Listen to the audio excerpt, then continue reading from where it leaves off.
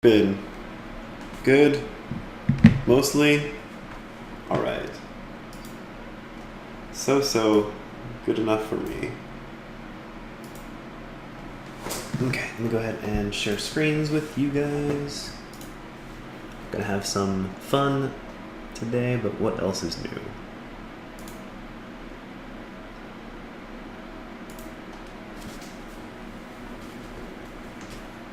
Okay, so onward on our mission to mostly do skills building, where we're kind of just exploring different aspects of VFX, things that are commonly used, and we're kind of studying them more at like the fundamental or the subatomic level, so that we're able to basically build out this list of ingredients or skills, and then we can take all those skills and start to compose some more interesting effects. And sort of the approach that I'm taking in this class is kind of showing an in-progress piece that's more or less reaching a conclusion, and then kind of just picking and choosing individual bits of it, because I feel like this overall composition sort of represents the vast majority of skills that are required to create one full game effect. So I'm going to go ahead and run through this, and the part that we're going to be working on today is actually going to be one of the more subtle aspects of this. Last week we covered how to accomplish this sort of a glow. This week we're going to be trying to get a swirl going. So I want you guys to, while I play this, watch for this animated sort of swirling tornado, hurricane-ish sort of thing. So I'm just going to leave this to run.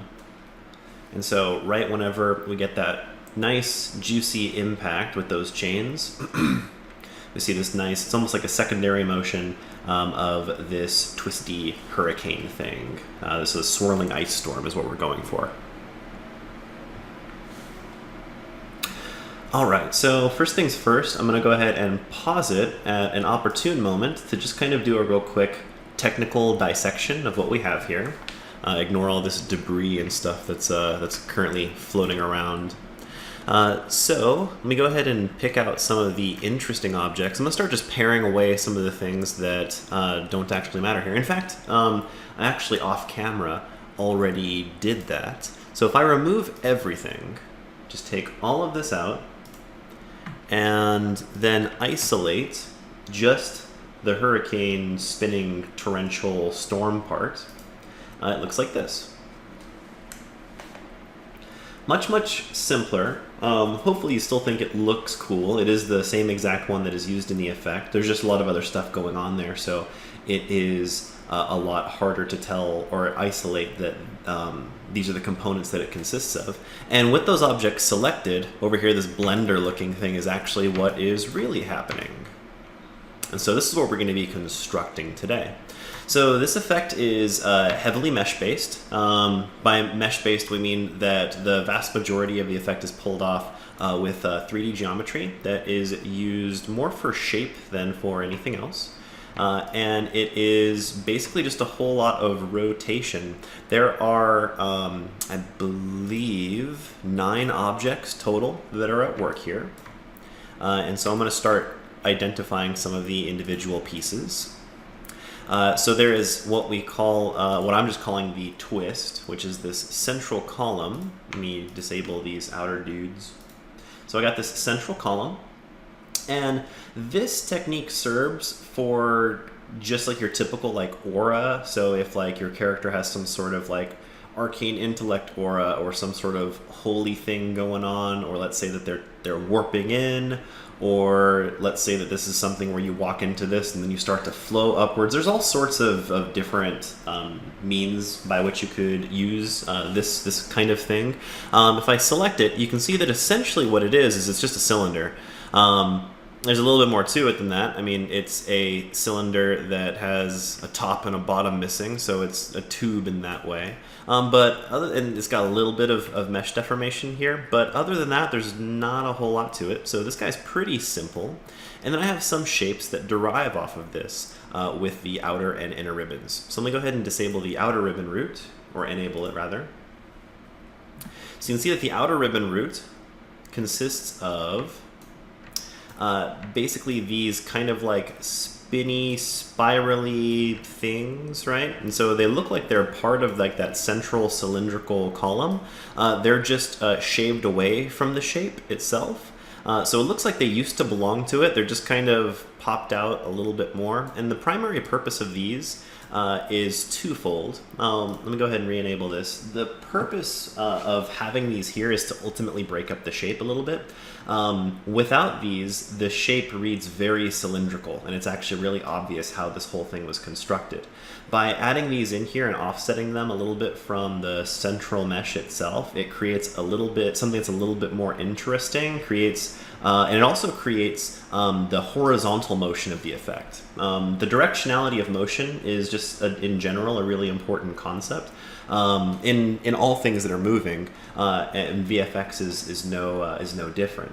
So this overall ability that I'm trying to pull off and trying to achieve has a very upwards momentum. Like if you just go and like watch this thing, it's very upwards moving, right? The whole thing it screams upwards, lots of verticality. Which is great, right? I mean, we want the player to start looking here down low, recognize, oh shit, there's like some bad stuff that's gonna happen, and then all of this force comes from below the ground, and then notice all of the lines start to move upwards. We have a lot of very, very parallel lines that are going, up. Chains are going in that direction, a lot of explosive force. Probably the best thing that visually, makes us feel this feeling of this upward motion is this torrential snow flurry that's kind of shooting upwards at a very fast, very quick velocity. So much of this ability reads vertically, and that's great. This central twist that I have set up here achieves a lot of that verticality as well. You just see this constant, nice, smooth, fluid upwards motion. But just having a bunch of parallel lines and vertical directionality isn't always so great. And so one of the things that these ribbon spindle things kind of do is help to break that up. So they add some perpendicular shapes, they add some horizontal movement, and they also cast the illusion that this is more of a twisting storm that's sort of out of control, which is really nice. And because of the way that they're set up, because each one of these ribbon segments isn't entirely, they don't run completely up and down, they kind of like do this like ribbon twisty swirl. Because of that, whenever we look at this from the side profile of this game, we see parts of it appear and then disappear, and we don't see that always happen at the same rate. We see the bottom appear first, and then we see more of it kind of appear as it makes its complete revolution around. And so not only does this help break up the cylindrical shape a great deal, but also just that natural motion, in addition to complementing the verticality of this, also causes us to sort of look in the upwards direction. We start looking low, and then our eyes are drawn upwards, which is great. We have all of this really nice language. So these ribbons are very, very important to convey its overall final message. And then let me go ahead and enable the inner set of ribbons. The inner set of ribbons are very, very similar. It is actually a duplication of all of the external ribbons. And really what these are supposed to do is create extra noise, right? So you can see that whenever I enable these, so currently right now, it's still easy to sort of pick out the shapes, right? You get that nice cylindrical central column. You get a couple of these circulating ribbons. And then we go ahead and we add this third layer. And I find that there's something magical about the third layer of sort of anything. When you add a third layer, the eyes just like stop looking at things for what they are, and they start looking at the thing as a whole. I find that this is sort of like true even like when you're laying out basic colors. You lay out like, your flat colors, then you start to build on like more of like what your base tones are, and then when you throw on like your first pass for like highlights and where lighting's supposed to go, once you add that third layer, even though you still have three simple colors that are on the page, it just starts to come alive. And so something about that third layer, now that I've got this central inner twist happening, the mind starts to accept things a lot more. And so once we have the central layer in place, there's enough noise, enough motion that I just kind of give into it and I say, okay, got it. This is a spinning snowstorm thing and I'm into it. So these are the pieces that we're going to be building today. It is actually a pretty large chunk of work, but we're going to be going through the whole thing step by step. And once you guys are done today, you'll hopefully feel comfortable with looking at meshes in a completely different way than you may have in the past. And hopefully next time that you spot any sort of a whooshy tornado sort of an effect, you'll have a better idea for how it was achieved, and you'll be capable of accomplishing the same thing for yourself. So let me go ahead and create, actually I'm not going to create a new project, I'm just going to open up the previous project. So this is VFX week 2, which is kind of silly, but maybe I shouldn't have called it VFX week 2 to begin with, but all good. Artsy. Yeah, they could be smoke. The thing about smoke is that smoke is expensive, and I know that, like, when I've been saying, well, you know, things are expensive. What exactly does it mean when something is expensive? We'll talk about that more later. But when you saw those spinning shapes, no matter what, I had 9 shapes on the screen at any given time, and so that's cool. I can count the number of shapes, and I have nice, consistent performance that comes out of that. Believable smoke and all of that internal and external motion that comes with it gets a lot harder to pull off in a way that is nice and cost effective. When I say things are expensive, usually what I'm talking about is, you can think of it almost like a poly count, right? So you have a budget, you're allowed to spend a certain amount of stuff in your budget, and smoke is a great way to blow your budget. Just because, you know, pretty much anything that looks super awesome, there's a good chance that it has a sizable cost to make it look that awesome. All right. Let me just squinch this, move it over here, and let me just get this set up so that I can see if you guys are typing stuff. All right, so we're actually gonna start off doing mesh stuff. Everybody, do you have like some sort of like 3D modeling software in front of you? Anybody that doesn't? And if so, which 3D modeling software do you have?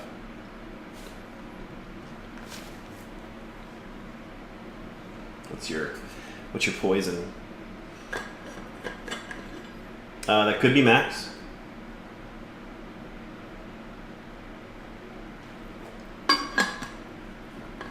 Max, Maya. Cool. All right, so you guys saw the stuff that I'm putting together, and hopefully, I think everybody here probably thinks, at the very least, that do you guys think that you could pull off some of those shapes that I created? Think you got it in you?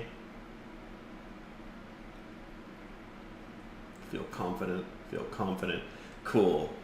So I'm gonna go ahead and build it in a different program altogether. Yeah, just those basic shapes.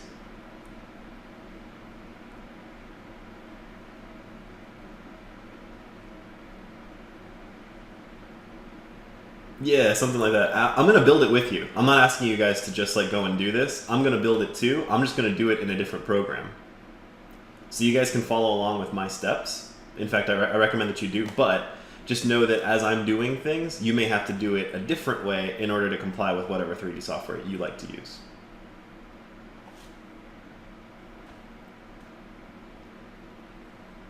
So yeah, fire up whatever 3D software you feel good in.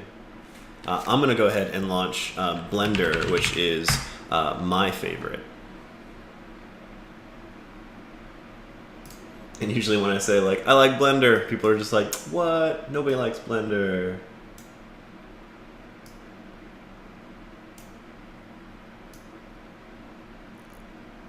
What lag?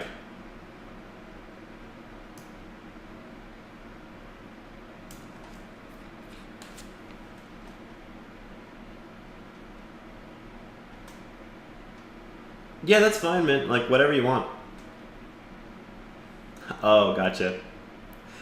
Yeah, again, like, you know, you guys, like, I'll never, so in this class, I'll never be like, hey, so submit what we did right now. This is like mostly like just like us working through stuff like together. So yeah, I totally get it. If you guys want to just like, you know, be in here, watch me doing stuff, ask questions as they come up, and then you want to, as like a homework thing, go and watch the video and then follow along that way, like I totally get it. That's fine. Yeah, absolutely. I'm like super chill, you guys. Like honestly, all I really care about is that you guys just get this information. That's like all I care about. Ashley, what is Blender's specialty? Blender's like specialty is, I don't know, I just dig the workflow. And it has some tools that I like, and it has, I like the pipeline for me to build stuff. Like add my own tools and my own custom like widgets and things like that. And I can do all that for like Max and Maya and stuff. I also don't, I don't know, like, it's just everybody has like preferences. I've been using Blender for a long time, and it just has some nice tools and features that I like. Kim, no, you're not going to be turning this particular one in later.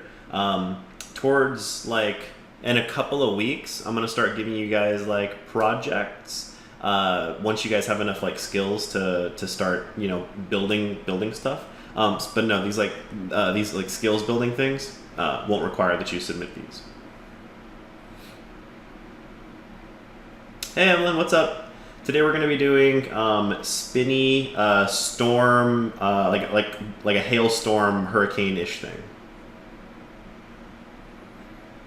No worries, I'm recording this. Let me make sure I'm recording this so I'm not a liar. Yes, I'm totally recording this.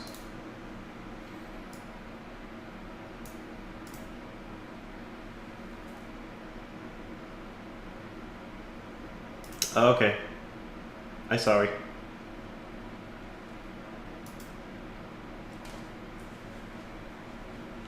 Wait, I break out in like in the videos, or I'm breaking out now?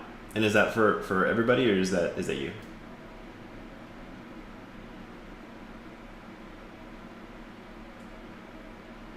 Okay. Oh, okay, gotcha. So Evelyn, what do you need to do? If you want, you can just watch. But if you want to, that and sometimes I get to that could be like easier, just kind of watching and then asking questions as I'm doing stuff. So yeah. Oh yeah, let me go ahead and do screen share. Bam.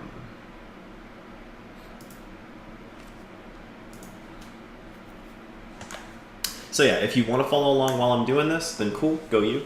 And if you want to just kind of watch and ask questions as we go, then that's cool too. If you choose to do the latter, then when I post up the video, I do recommend that you kind of do watch it and follow along, just to make sure that you've gone the motions and have built this stuff. You want to get comfortable with it.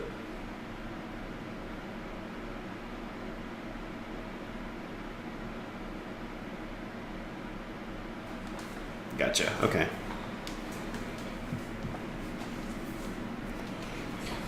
Okay, cool. Not gonna tell you, Dom. Then you're just gonna go do it.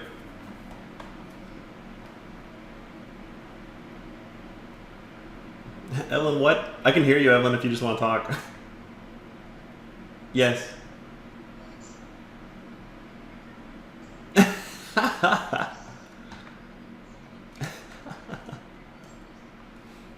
Go ahead and open up a 3D program of your choice. Whichever. That'll work. Whatever you feel comfortable with. And we're basically gonna be building cylinders, but doing cool stuff with them.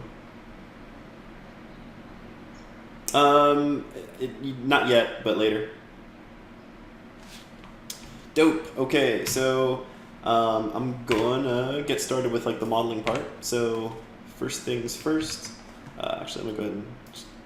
So brand new scene. Life is good. I'm going to delete everything, so I just have a blank scene. I think it's kind of dumb that, at least in Blender, like it like loads up with a bunch of junk in it, and that's the other programs definitely have that going for them. I'm going to start off by creating a cylinder, and the proportions of the cylinder you can modify however you like, and you can manipulate the overall scale of it in Unity. So you don't have to worry too much about that.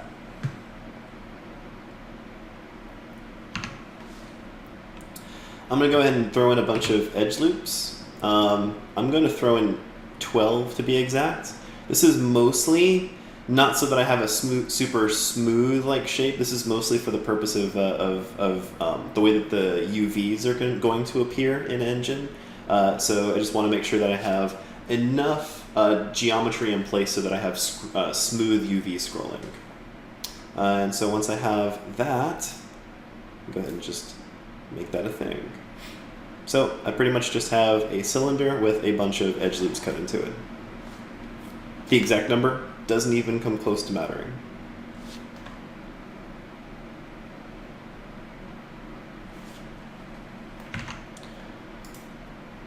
I'm going to go ahead and get rid of the top face and the bottom face. So we got us a tube.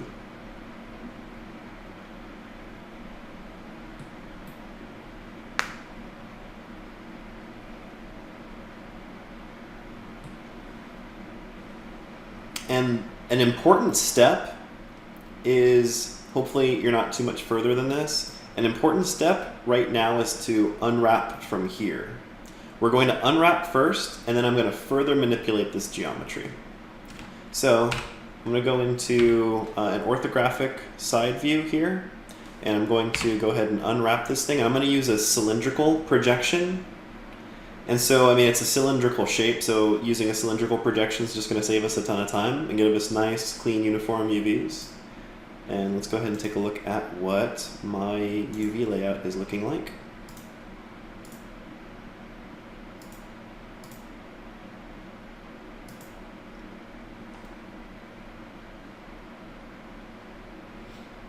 So nice and clean. It's like way too tall for me at the moment. It's not fitting into my my 1:1 UV space. So I'm just going to go ahead and scale it down so that it does fit. You don't have to be perfect with any of this. So even if it goes a little bit over or a little bit under, that's all right. Lining up the horizontal UVs to make sure that it covers 100% of the space is much more important than the vertical part. That's not a general rule of thumb. That's just like for this particular application for the project that we're doing right now. That's just what matters more. And so there's our UV layout.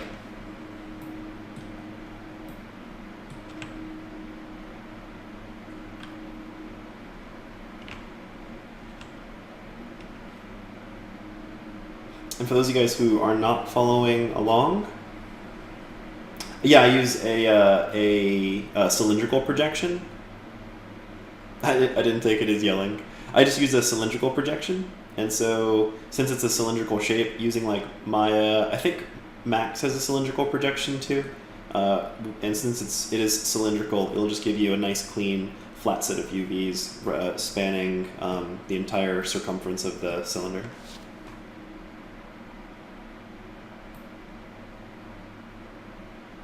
Cool. So regardless of what program you're in, you kind of want things to more or less look like this. Nice, clean cylinder, no top, no bottom, and nice, clean, normalized UVs that fit as close as you can get them to perfectly inside of the 1:1 UV space.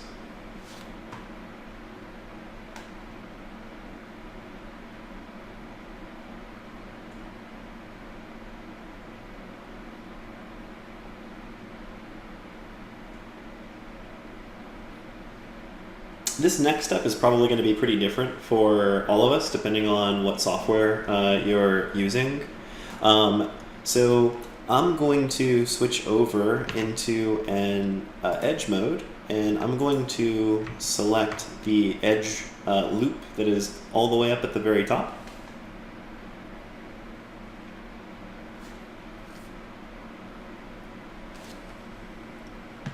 And so it's really painful to take this object and just sort of like sculpt it so that I get something that looks like, I don't know, something that looks like an interesting shape, like what I had kind of demonstrated previously inside of Unity to accomplish, I already closed that project. But to get sort of like a cylinder that kind of warps and has a wider base and a more narrow head.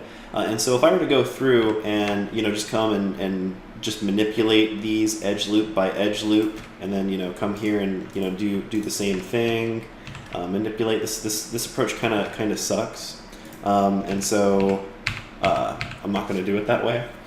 What I'm going to do is inside of Blender, and how you guys want to go about doing this is entirely up to you, but I'm going to switch over to proportional editing.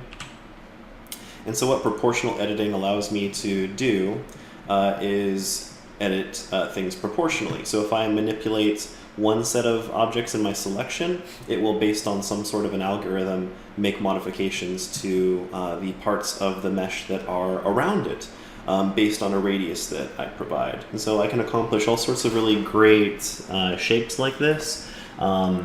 Things like tornadoes and tubes and things like that. So it's nice. What I'm going to use it for is actually going to be much simpler than this odd shape that I just created right here. I'm going to use proportional scaling just to scale this top part in a bit. And I can actually, in this program, choose which sort of like scaling algorithm I want to use. And so I'm going to use inverse square, which will just kind of give me this nice sort of like a uniform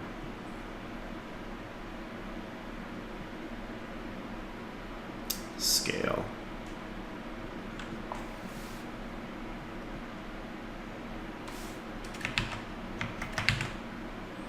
And I'll just constrain some more axes. So you can see that I can get this kind of like nice, like smooth sort of a curvature. If you're, I don't know how to do this in Max. Like, is this not something that like they have in Max? Because if so, that's another reason why I think that Blender is super dope. I use this proportional editing tool all the time. But I don't know. Let's just like, let's Google it real quick. Proportional.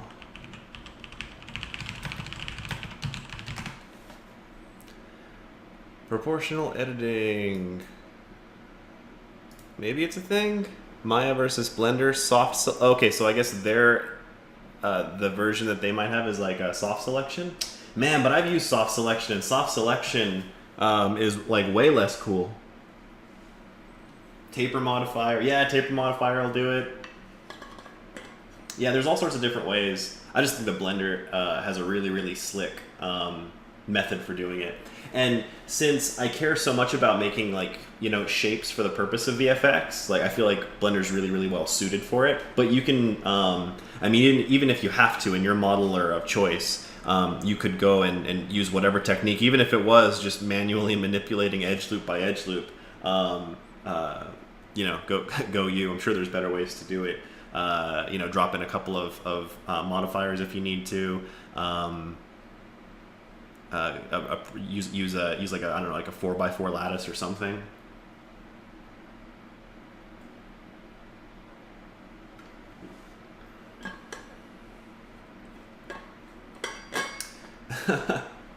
So yeah, if you've been one to hate on Blender, maybe seeing that tool made you go like, dang, that's kind of cool.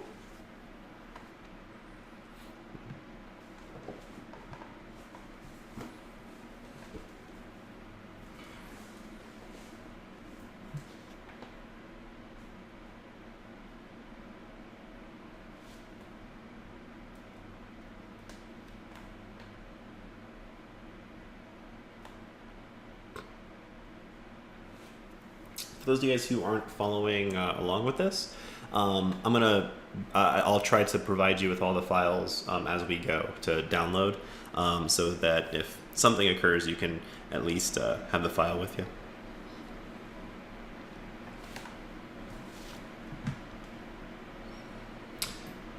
So with this guy more or less set up, I'm going to do another proportional edit, except this time I'm going to rotate the top. So I'm just going to turn on the rotation tool.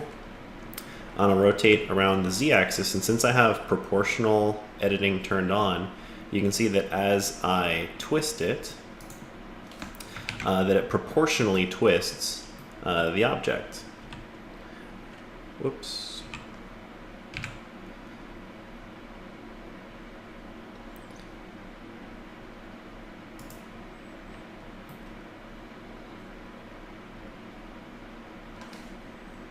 Might be able to pull this off with like a lattice or something like that.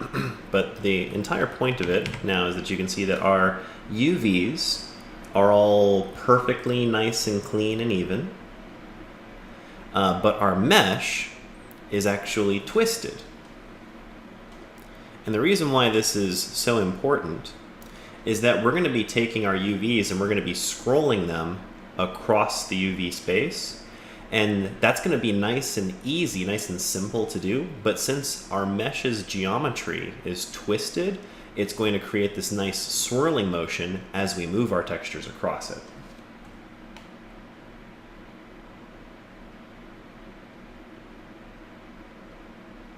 Thanks for all the pro tips, Eugene.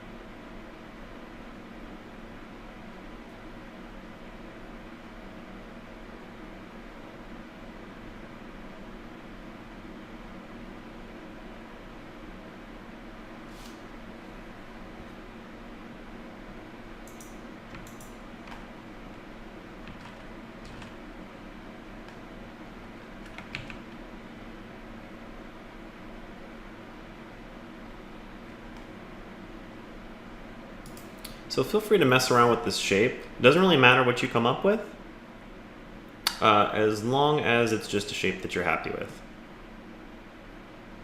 Here I just decided to try out going with something with like much more of like a fatter base.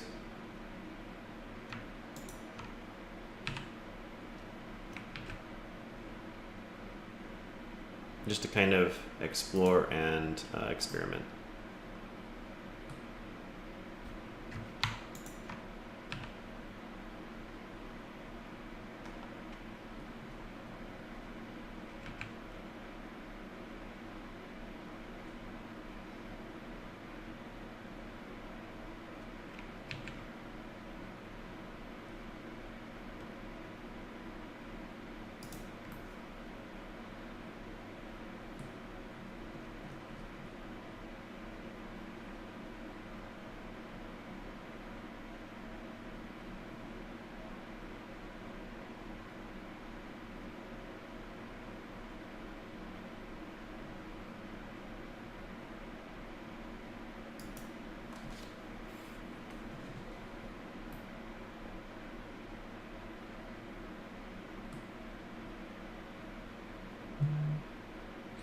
Twist doesn't matter, but the more twist you have, the more obvious this effect will be.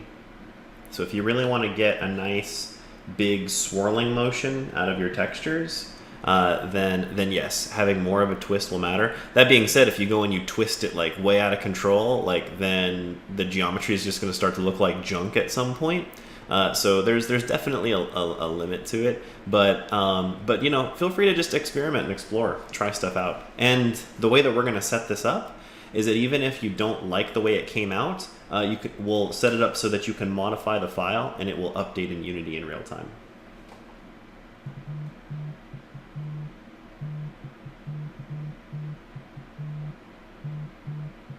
All right, does everybody have a shape that they're more or less okay with?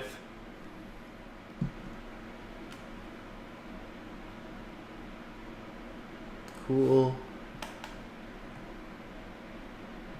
I just got one yes.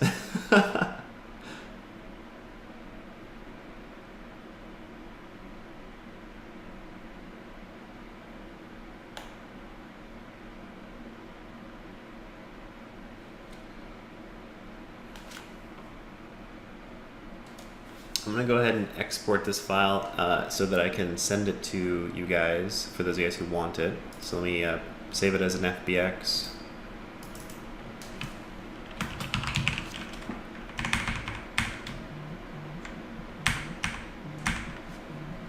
All right, export.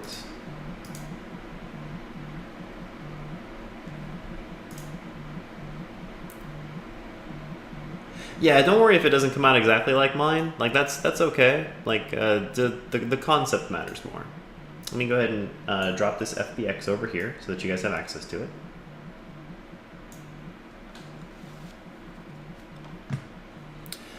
For the rest of you, don't feel like you need to export it to an FBX. You can simply just save this in its native file format and Blender will read it. So I'm just going to call this VFX class twist and save it as a Blender file. You'll save it as a max file, a .mb, a .ma, that doesn't matter. Unity can read those.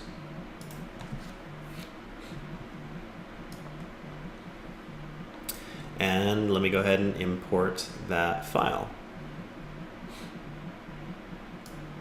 Drag and drop.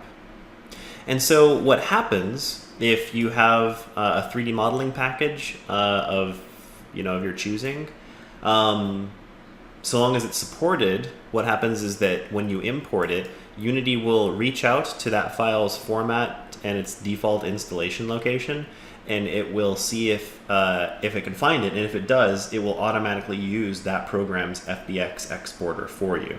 The really convenient thing about that is, well, I'll show you in just a second.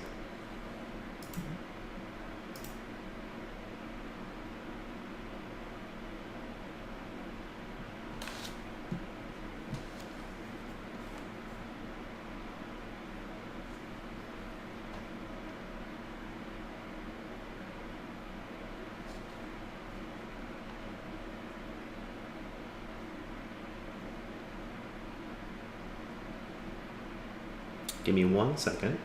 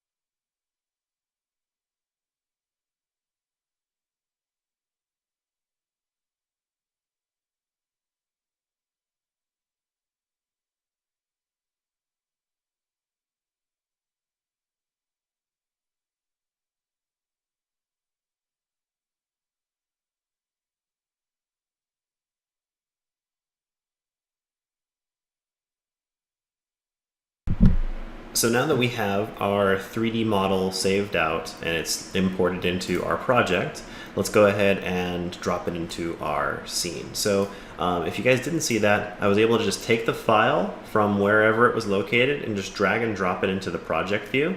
And importing a file into Unity is just as simple as that. Very, very straightforward.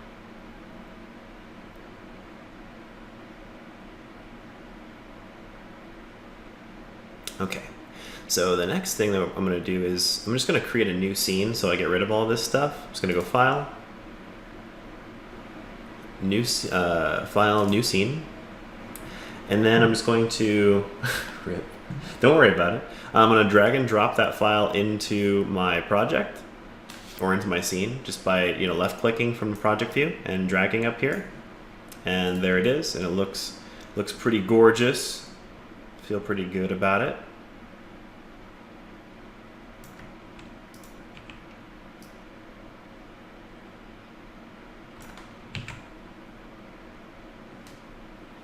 And so using W, E, and R, standard manipulation move tools, you can just kind of move your object until it's centered more or less on the camera.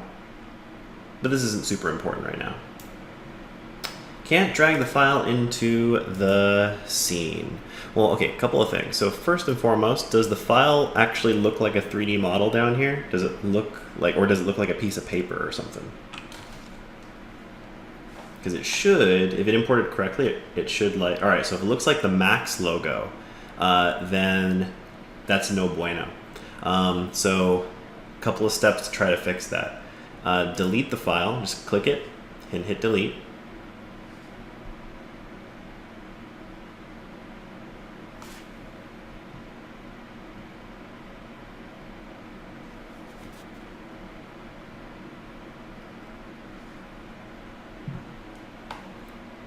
And then close Unity, restart Unity, and try the import again.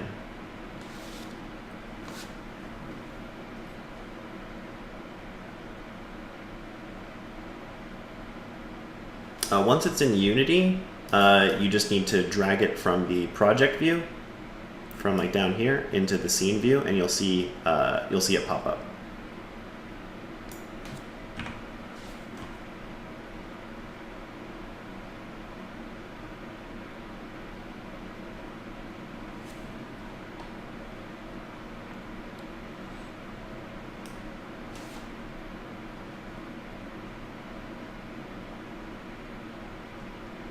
Yellow box?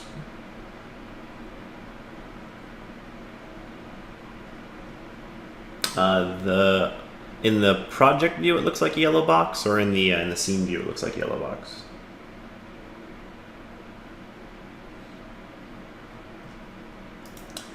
Yellow box in the scene view, huh? Can you show me?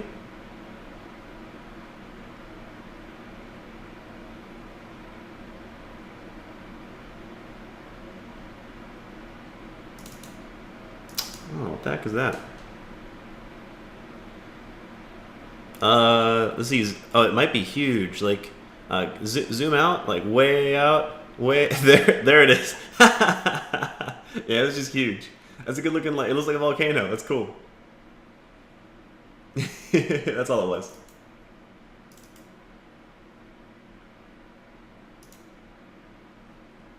Yeah, you can make it small for sure. It uses the same like tools or hotkeys. So yeah, you got it. Just like grab the center white one or whichever axis you want, and then just click and drag.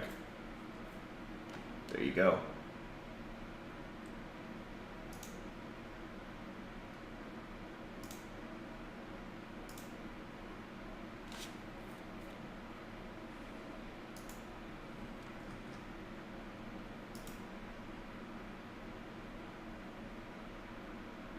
Glitch look.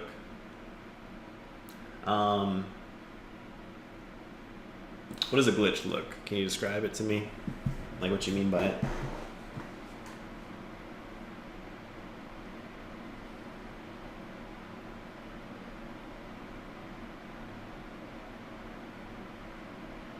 Oh, I mean that that might just be your computer. Let me ask you this: are you running it on a super awesome computer, or a computer that's got you kind of going meh? I don't know how much longer you got to live. Like, where are you at on the spectrum? Okay, that could be it.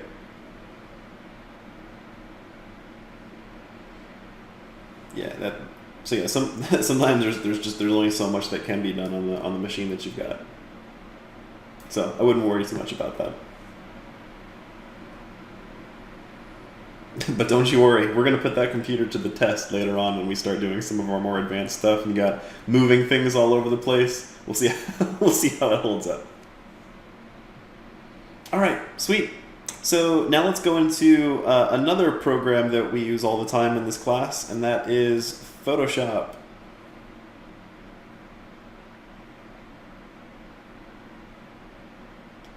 The background for the game display. What you mean?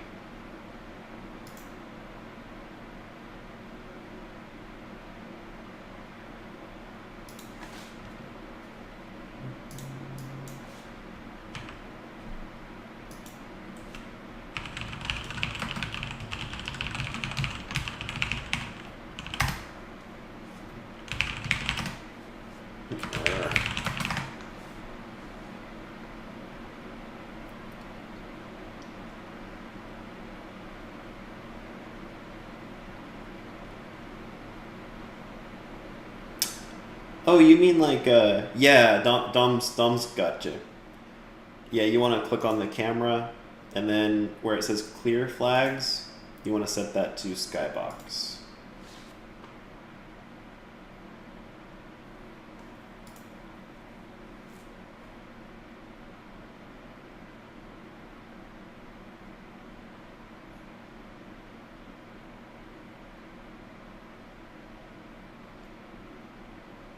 Okay.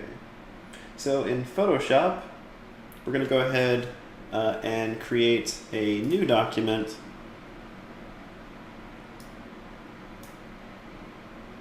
Uh, 1024 by 1024 is cool. Resolution 72, all good. RGB doesn't really matter. Just basic Photoshop document. Later on, we'll care more about these sorts of settings, but for now, nah. Go ahead and create. We have plenty of other things to worry about that'll give us enough headaches.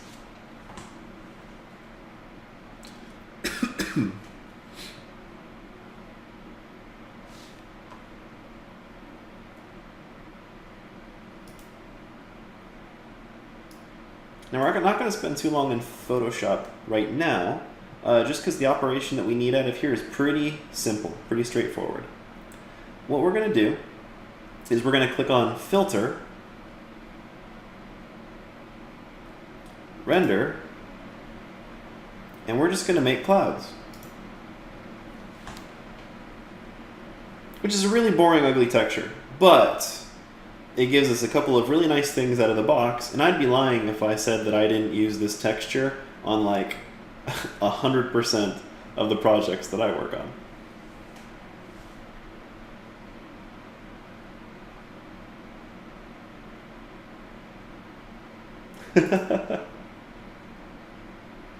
Now, Photoshop's clouds filter is an example of something called Perlin noise. You guys heard of Perlin noise?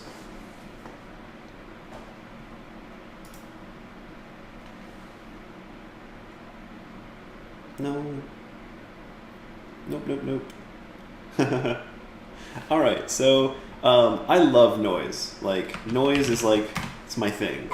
And so clouds are an example of noise, where you just have a bunch of pixel values, and I don't know if I told you I have Pomeranians, so they sometimes assist in the lectures. So I love noise, and noise is more or less just a bunch of pixel values, like, and so different algorithms generate different, yeah, exactly, different kinds of noise. Now, Perlin noise, you guys can totally sound snobbish next time you want to, but you guys know like a TV snow, how it looks like it's just a bunch of random black pixels or white pixels? The algorithmic approach for generating Perlin noise is basically take one screen of noise from your TV, then take the next frame, and then the next frame after that, and blur those together. And every single time you take another frame and blur the result, that is what we call a sample.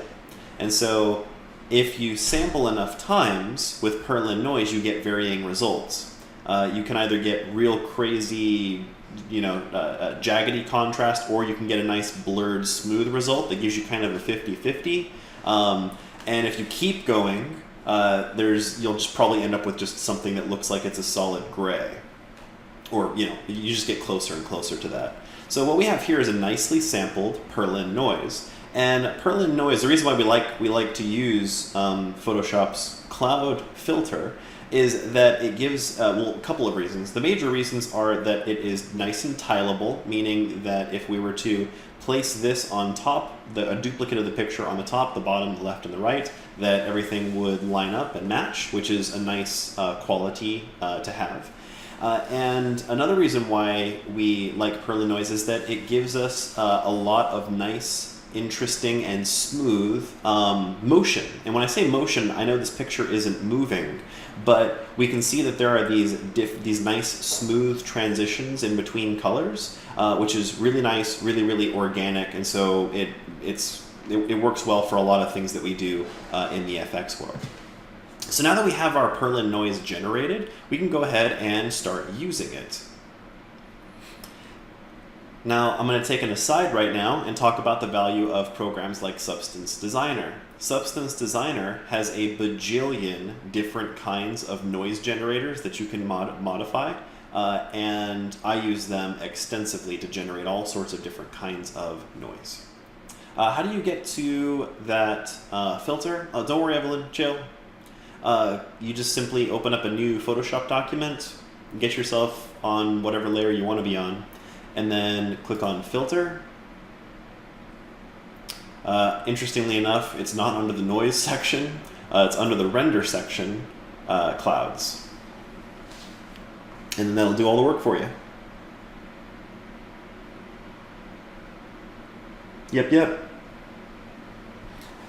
And yeah, like, I mean, like you were saying, like, you know, Dom, is that, like, you know, marry this if you can. This is worth its weight in gold. I just made mine 1024 by 1024. It doesn't matter too much.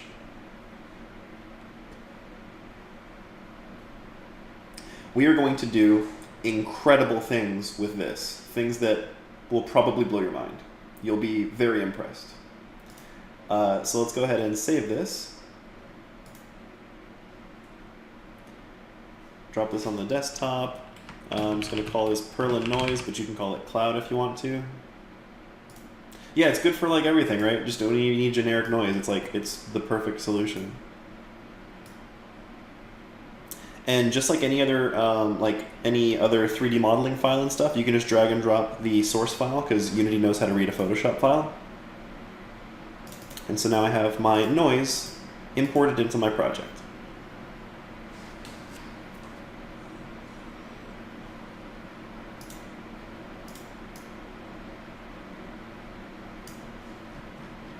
Yeah, the effects that I pull off, like when people look at the textures that I use to do them, like they laugh because like they're just like, whoa, James, like your art stuff, it looks like so good. And then I try not to show them what it looks like because it a lot of the things like that I put together in their individual parts, they look really, really awful. But this class is all about exposing all of these techniques to you guys. So don't judge. This is how we do it.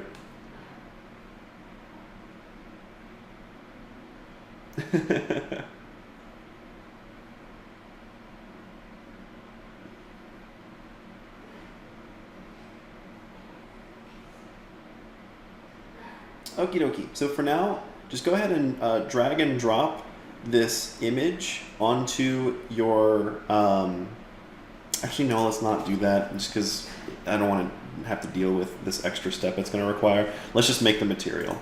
I'm going to right click, create, we're going to make a material, and I'm just going to call this my twirl or vortex or center, whatever you want to call it.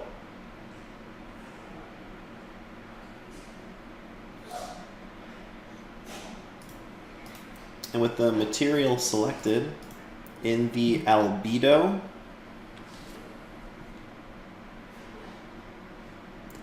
where the albedo for the standard shader is basically like the diffuse or the base color. Go ahead and drag and drop that Perlin noise in there. So Perlin noise gets dropped in albedo, and then you can drag and drop your the material. Just hover over and drop it on your mesh, and it will look awful.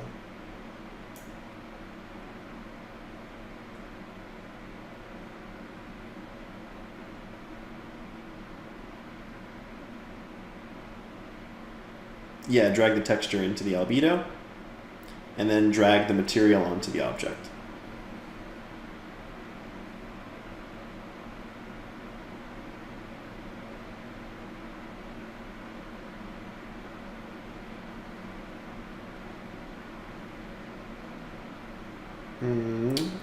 So does your texture look like this? Where like you can like see a preview of it in the project view? Yes, yes, yes.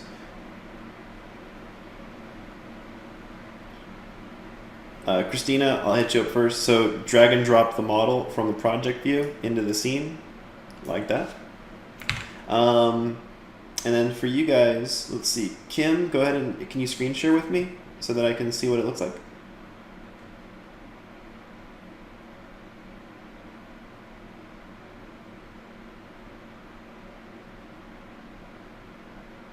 Yes. Okay, so sorry, like, yeah, you drag the texture into that little tiny little box where the textures go.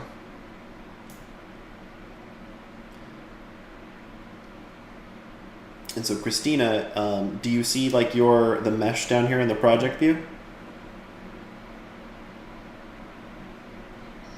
So if you just click and drag that out into the scene view, you should see it.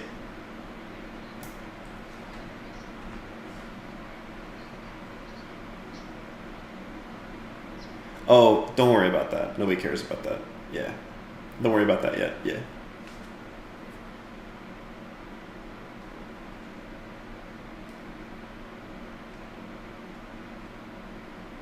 Yeah, as long as you got good visibility inside of your scene view, we're all good.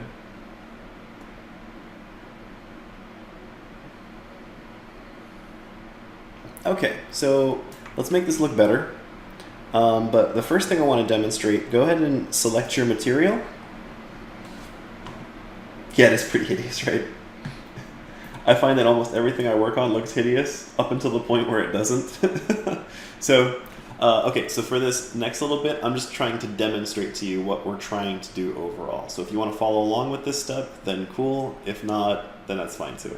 With the material selected, this vortex material, in the inspector, you should see there's this thing that says tiling and offset. It's like towards the middle. Don't do the thing I always do. Like, I give presentations like on this sort of thing all the time, and I'm always like messing with the settings inside of secondary maps. And so like I'm over here editing these values and nothing is happening, and I'll do that for like 10 minutes and just like everybody thinks I'm like an idiot.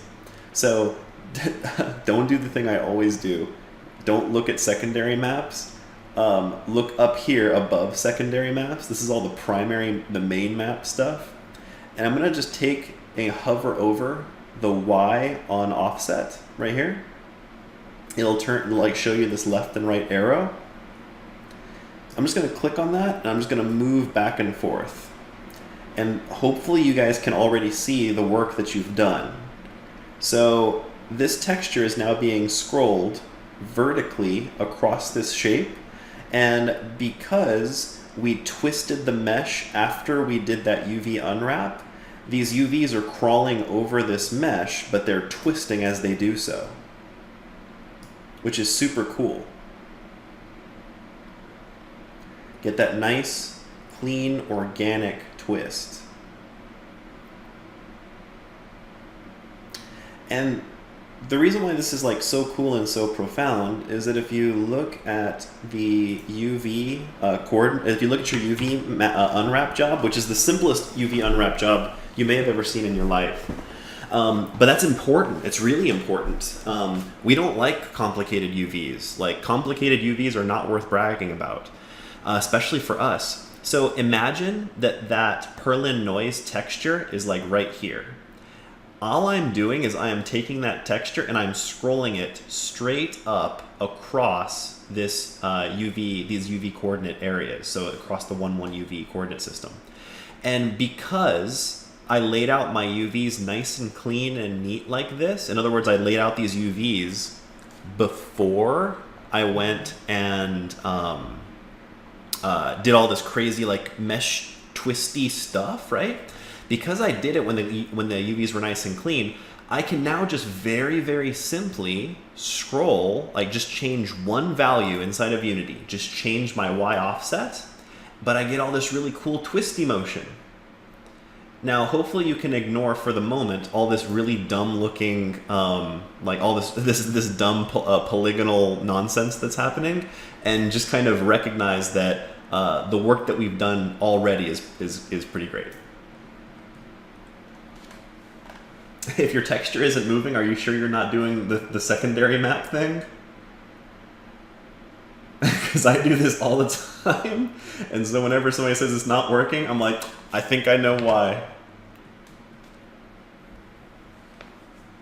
There's not really like a scroll to move it. Like you have to like hover over like the Y value. Like if like here, so here I am in the material. Here I've got the main maps section. So right above the secondary maps section.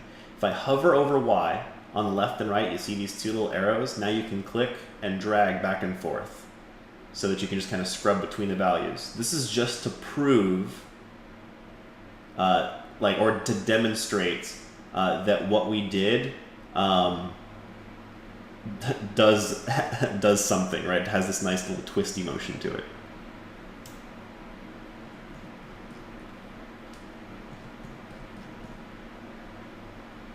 Okay, Evelyn, can you go ahead and share with me?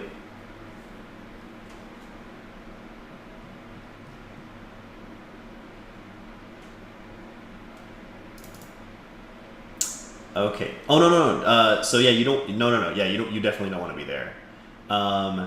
Where you want to be is, whoa. Click on your vortex, on your noise material. You called it noise. And now, do you see where it says secondary maps? Right, where it says offset Y? Above that though. So you want it to be above secondary maps. Up, there. Yes, now click there and drag. There you go, there's that swirly motion.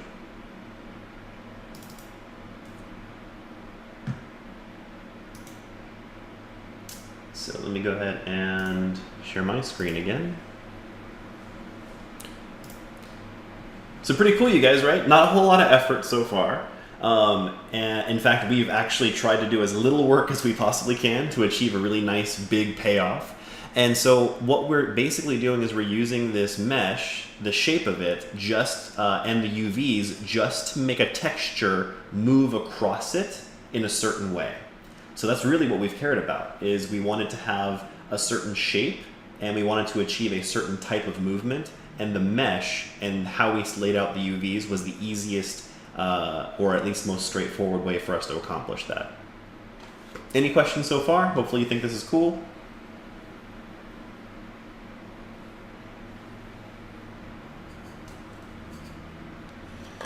Dope. Good.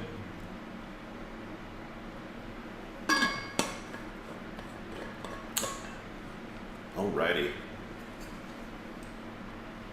So why don't we go ahead? Why don't we go? Let's go ahead and take a 15. I'll see you guys back here. What the heck time is it now? So I'll see you guys back here at 5:20. How about that? Yeah, totally, man. We'll do, like, this is just the start. This is gonna look way better. Like, let's let's accept the fact that this looks awful, but we're gonna make it super dope. I promise. All right, I'll see you guys back in a little bit.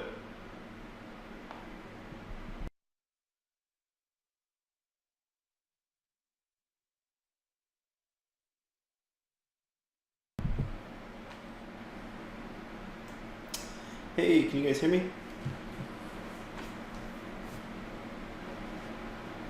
Yay! Cool. All right. So let's make this look less terrible. So first things first, let's go ahead and take this concept and let's apply it to a shader. So now we're going to do shader forge stuff. Yay! So let's go ahead and create or open up the shader forge window. And let's create a new shader.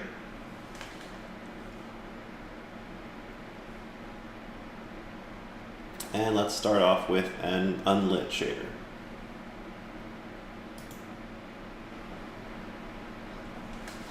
I'm gonna call this, I think I've been calling stuff vortex.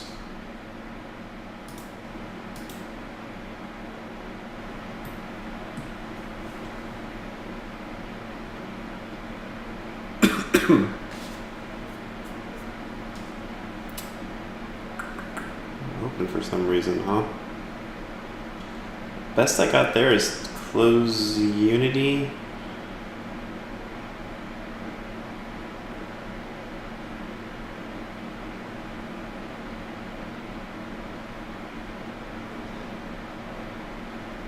I have a fan running, but I need it to survive. Otherwise I can't live. Is it a new sound? Like, was it not here before?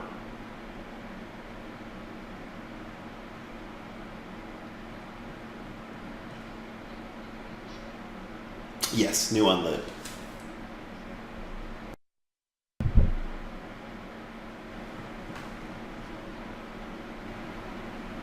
Huh, weird, okay. I will assume it's a Skype thing then.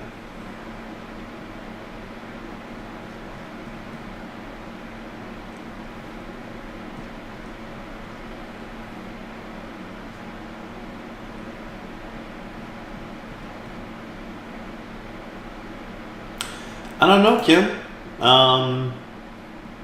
Maybe I don't know. Maybe try to close down Unity, start it up again. I'm not sure what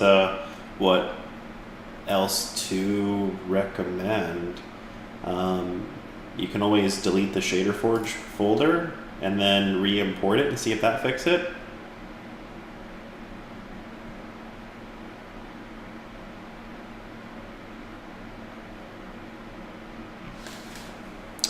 Let me see if I have my mic set up to the right setting. Looks to be that way. I have the gain pretty high, so. Alright, try these settings and let me know if it's better. Just after a little bit.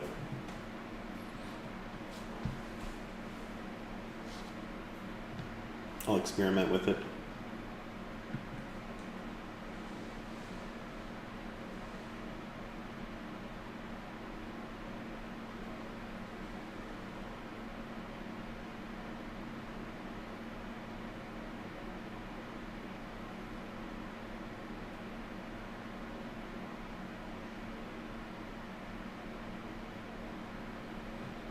Yeah, very possible that it's like off in the corner or something like that. Can't hear you, Gene. I ended up taking down the gain on my microphone a bit, so that could be it.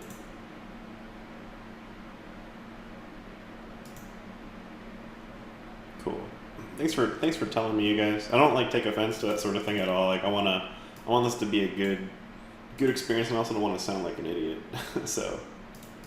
Let me just crank up levels a little bit more so it's going to be easier to hear me, but since the gain isn't so high, hopefully it will not sound all nasty.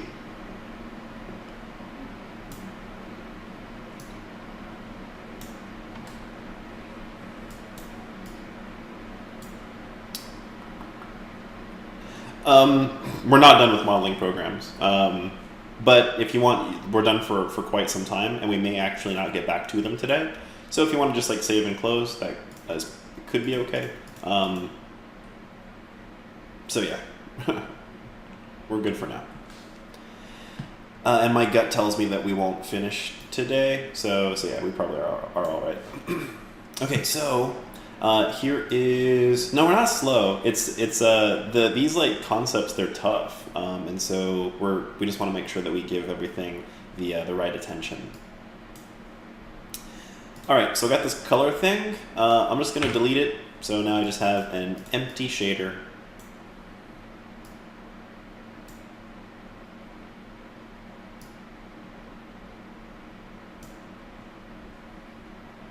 So the shader that we're going to be creating right now is something that I learned from one of the VFX directors from Diablo 3 in a GDC talk that he gave.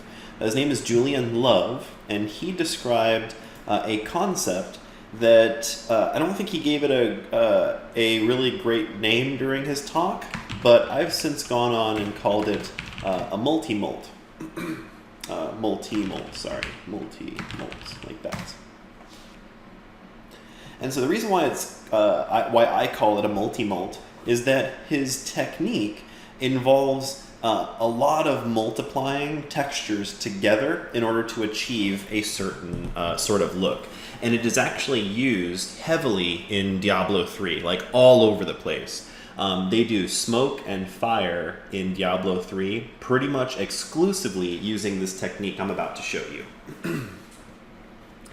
So, how does multi-mult work? Well, essentially what we're going to be doing is a lot of this multiplication stuff. So by the end of this shader, you should feel really confident with how multiplication works on textures.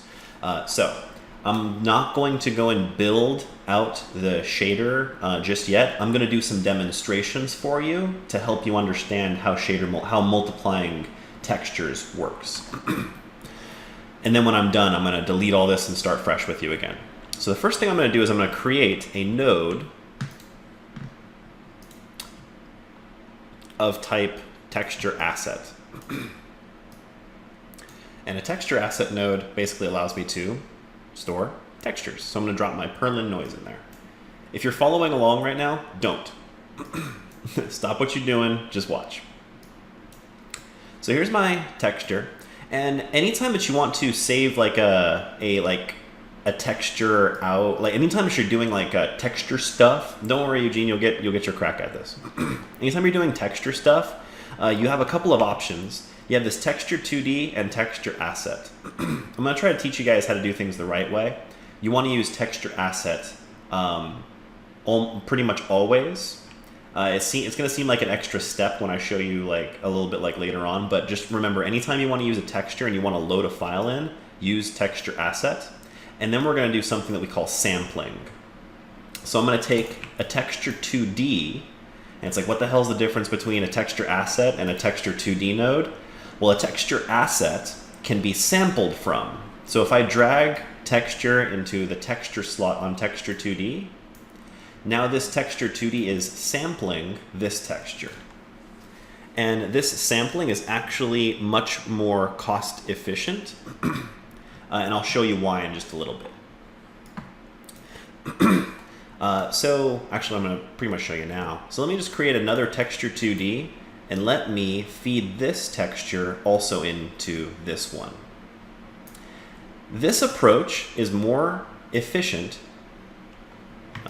This approach is more efficient than if I did this. Texture 2D, texture 2D, and then I dragged in Perlin noise and Perlin noise.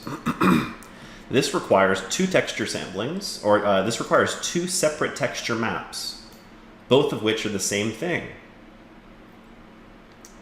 This requires one texture map that is sampled twice. This requires two samplings, one for each texture asset. This requires two samplings from one texture asset. This approach, although it looks more complicated, is more cost effective. So I'm going to try to, from day one, impress upon you that this is the way to do it.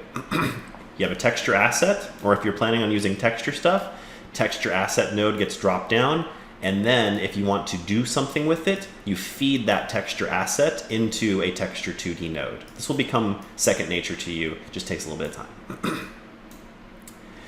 I'm now going to take and multiply these two nodes together. So multiply and multiply. And you can see that the end result, now here's something that I think blows a lot of people away. Let me just plug this into emission right now. When you multiply these two textures together, a lot of people hypothesize that what you'll get is a much brighter texture. But in reality, when you multiply two textures together, the best that you can ever do is have it end up being the same brightness. That's the best you can ever do. And more often than not, it will become darker. And the reason is this. So here I have, let's assume right here, I have what looks like a really bright spot on my texture, right about here. So if I take, let's assume that this value is pure white, so it's 1. If I multiply, I'm sorry, I had food, and so I get a little bit clear, throat cleary after I eat. So I'm sorry. No, I already ate and I'm good, and I actually have water right here. So yeah, don't mind me. Sorry if it's irritating.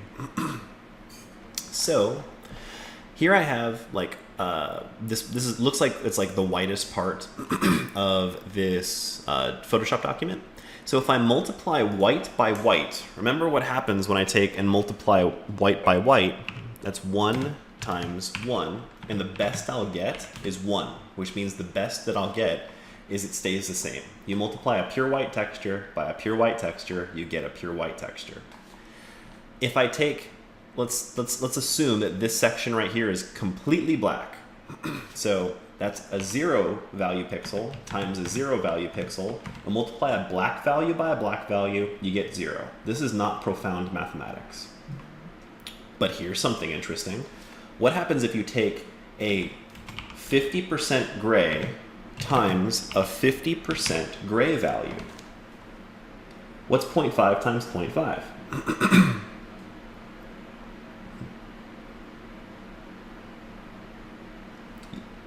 Yep, 0.25.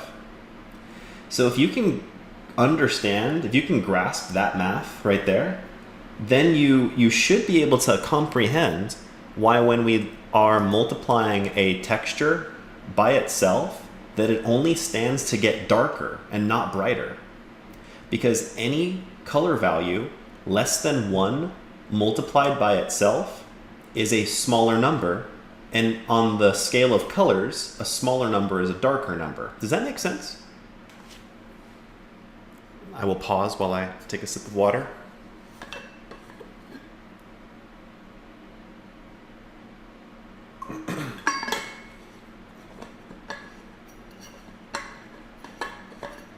Cool. Now, what does that mean? What is screen?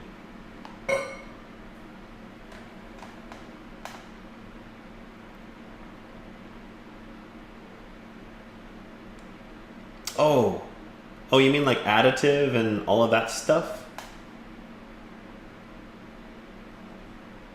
So, well, Ashley's being Ashley, so let me throw down an add node. And so what happens if you add two textures together? This is usually what people expect to happen with a multiplication. Because usually when we're multiplying numbers, we're just like, multiplication, that results in usually like really big numbers. But when you add these two textures together, what happens is, well, no subtraction is happening. So when in the case of the 0.5 plus 0.5, that means that a half gray plus a half gray equals a pure white.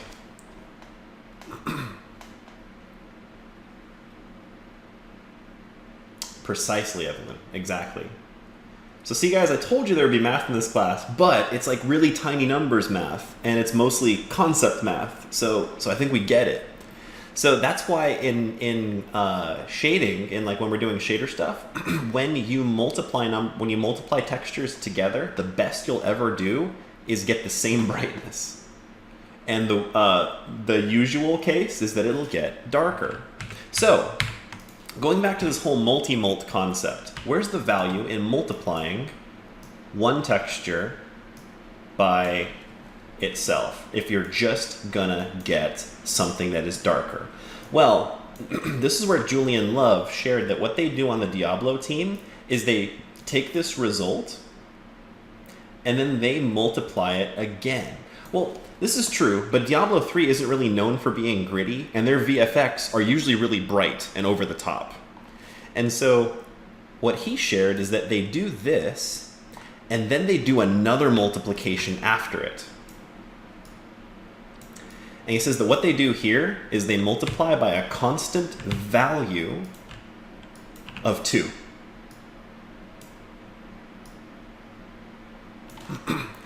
And that is essentially the mathematical formula behind the art style of Diablo 3.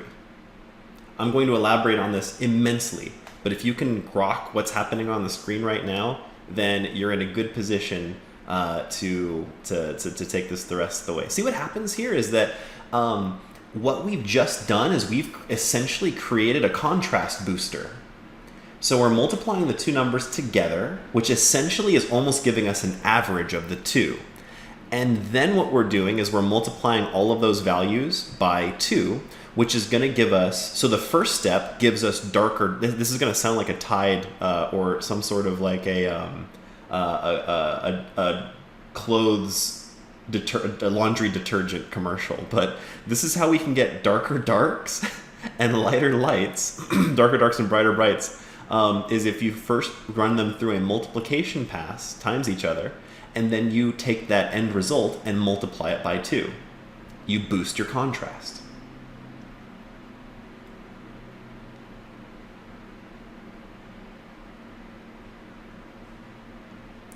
No, it could actually be by something else. For instance, if I wanted to, let me go ahead and replace this with another really fancy node.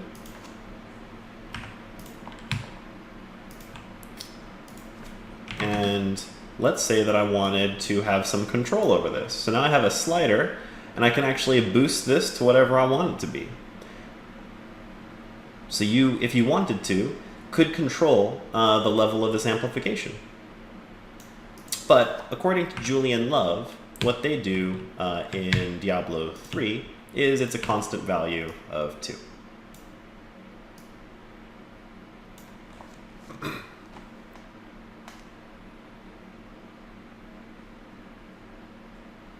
So, pretty neat, yeah? Any questions about this approach?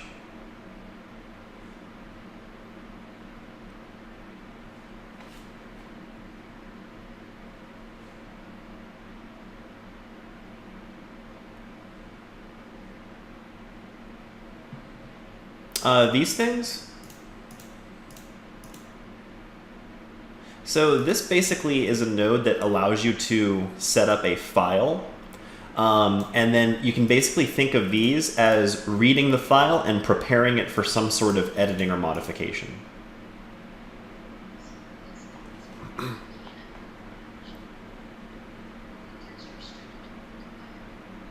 Yeah, like so if I wanted to just be like delete, delete, and then go, see, like it won't let me.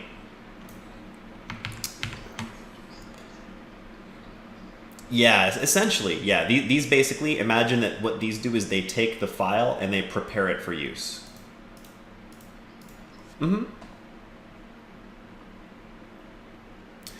Okay, so if we get this concept, I'm going to go ahead and delete all of it, and we're going to build it from scratch, and then we're going to build the Multi-Mult shader. Step 1 in your shader. Hold down the T key and create the texture asset node. And I'm going to call this noise. You can name it something by simply clicking on this, where it says node whatever, whatever. I'm just going to call this noise.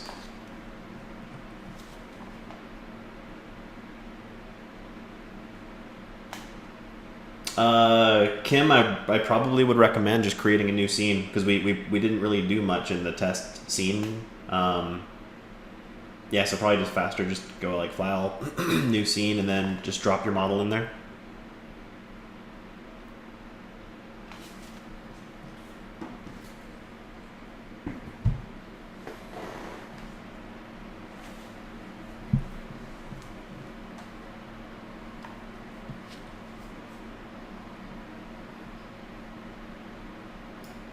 All right, so the next step is to go ahead and drop your texture, the Perlin noise texture, from the project view onto that slot.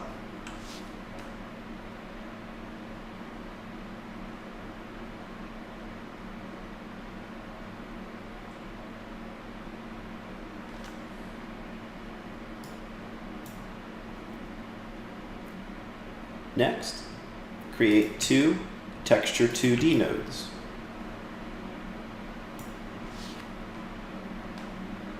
Naming these isn't super important. In fact, it's not important at all.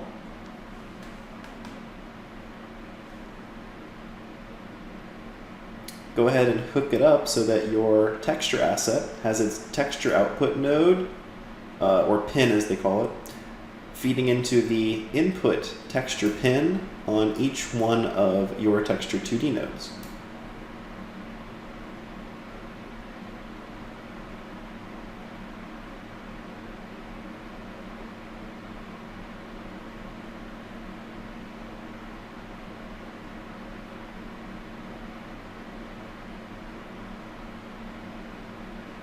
What's easy, Evelyn? This like shader stuff, like the node dropping and stuff.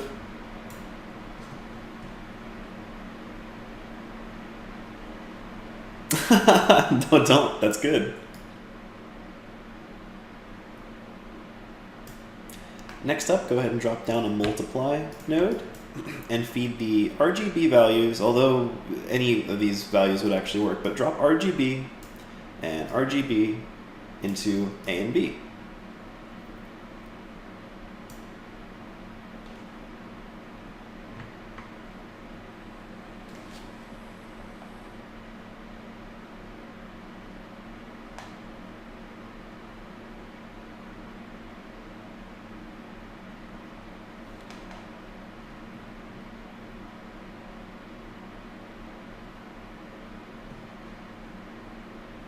Yeah, you can. We're actually going to, by the time we're done today, where you're going to have like 50 nodes, like it's going to get insane real fast. But it's all just duplicates of the same thing.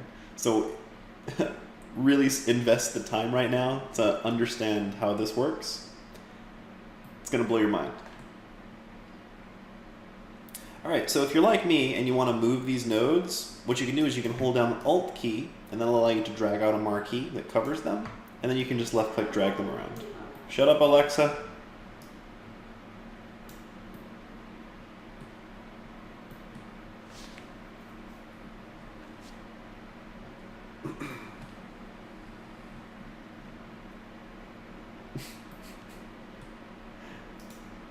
We're going to throw down another multiply, and it's like, I heard you like to multiply, so we put a multiply right after your multiply. And then to drop in a value node, you just hold down the V key, find value, and hopefully just the practice of what we're doing right now is just making you feel confident, because making shaders like this is really simple. And once you have a concept for what you're trying to achieve, there's a lot of joy that goes into just kind of experimenting and trying things out. You know, just try to multiply textures together, multiply colors. And the worst case scenario is, you know, you spot that one of these nodes just looks like junk, and then you say, okay, I guess I shouldn't have done that. The visual nature of all these nodes and how they flow is really kind of nice. It gives you the ability to preview in real time the differences that you're making and how they're all going to eventually tie into your outcome.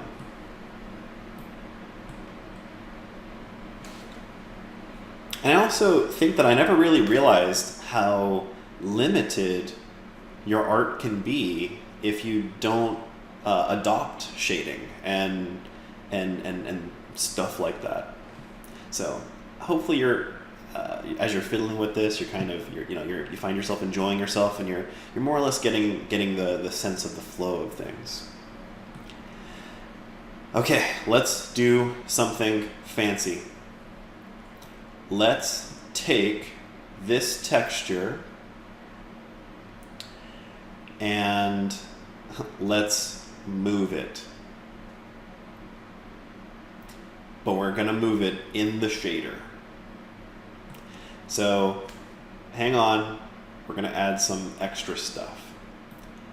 First thing I want you to do is go ahead and create a new node,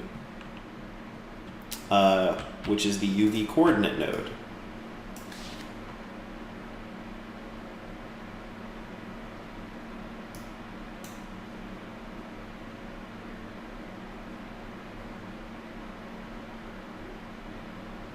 Have you guys ever seen what UVs what UV coordinates actually look like? Or does anybody here know why these are colored the way that they are?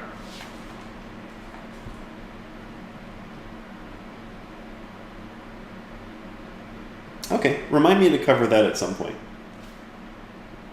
Don't worry, we'll have plenty of opportunities. The solution actually resides inside of Photoshop. But whenever you see this, there's a very, very specific reason why this is colored the way that it is. And UVs are something that I think we constantly take for granted in computer graphics. But whenever you guys see this, Christina, they have a lot to do with that, yes. Whenever you see this, this gradient that goes from this green to orange and this dark to kind of this yellow, when you guys see this, just say, okay, that looks like normal UVs, just standard unworked UVs. And are we going to be doing UV warping? You betcha. And is what we're doing today considered UV warping? Kind of, but we're going to do something more advanced later when we write a water shader. Funny thing is, our water shader is also going to be our heat distortion shader.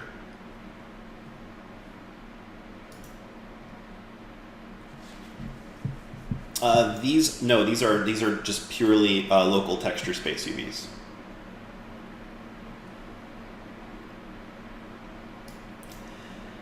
Okay, so what we're gonna do is we're gonna feed this UV out pin into something, but not yet. I know like what you're doing is you're looking, you're saying, oh, but I get it. This UV thing, and there's a UV thing here, and those two are probably a match, but we wanna do one more thing. So let's go ahead and create what is called a panner node. The panner node is actually just a handy dandy node. We actually don't need the panner node. We could do this with math, but who needs math when you have the panner node? So let's go ahead and drag and drop or load in the UV output pin into the UV input pin on the panner. And then let's take the UV output on the panner node and feed that into the UV input node on our top texture. And you guys should see something cool happen.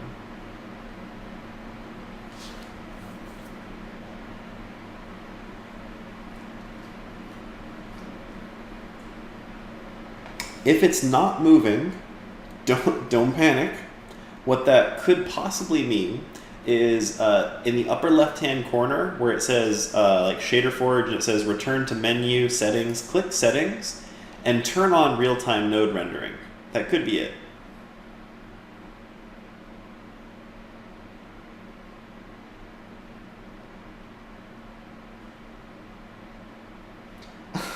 Oh, Evelyn, poor you.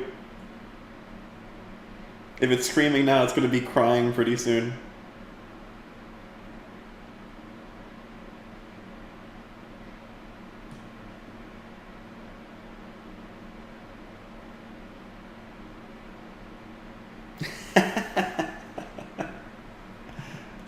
I love the attitude. Okay, so pretty cool so far. Now, did you notice that only one of your textures is moving? Which is pretty cool. So now you have all of the same math that's happening, the same multiplication, except one of the textures is scrolling. It's actually just scrolling over the other one. We currently have no real great way of controlling how this scroll works, so let's fix that. Take your UV coordinate, this one right here, and just move it up, because we're going to add extra stuff here.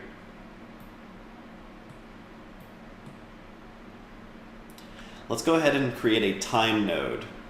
The time node is super powerful because it allows you to control numerical values based on time. When I use the time node, it has a bunch of outputs, you'll notice. I usually like to use the t divided by 20. So just to give you an idea, t is actual time. T times 2 is double the speed of time.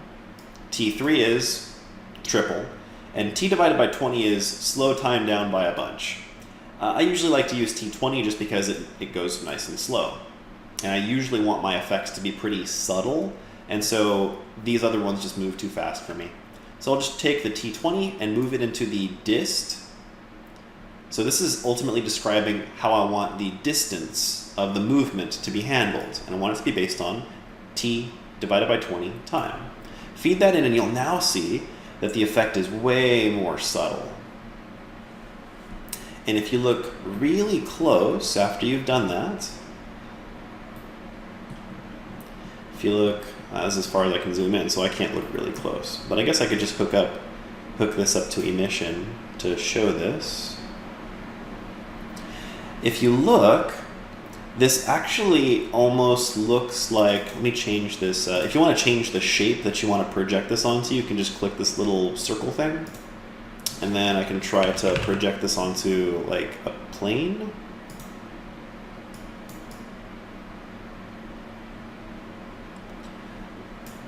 This almost looks parallaxed, doesn't it?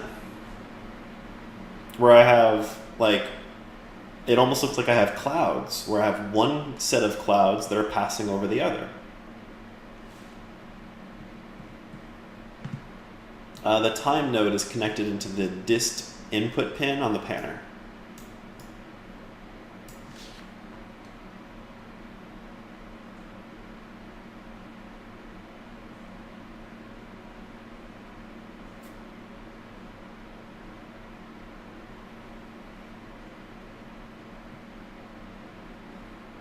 To make it a plane, if you look in the upper left-hand corner, see where it'll probably say sphere here? If you click on this tiny little circle, and then if you type in plane, this will actually take like any shape that's in your project, but if you just type in plane, and then it'll find the plane shape, and you go ahead and click on that, it will project that onto a plane if you like. Sphere is usually pretty cool, but I wanted to put it on a plane for you guys so that you can see that we basically almost have like this parallax sort of effect that's happening right now.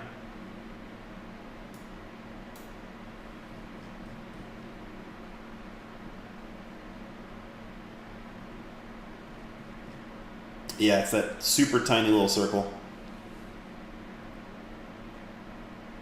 Everybody kind of seeing and understanding that parallax effect that's happening?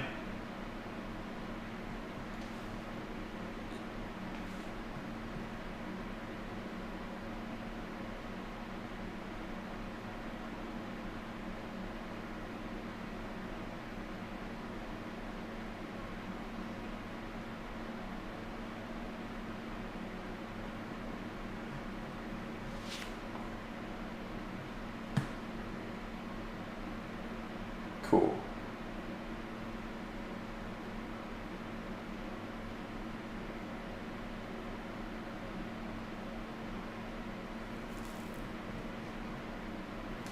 Sweet. So, awesome. Let's do the same thing for this bottom texture. So this texture right here, he's got all the attention lately. Let's go ahead and provide the same attention down here. So just work your way backwards. So this guy needs to have a panner node that feeds into him, feeds into his UVs. Just duplicate what you have up here.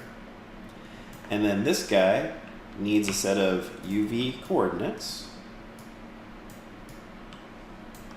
and a time node.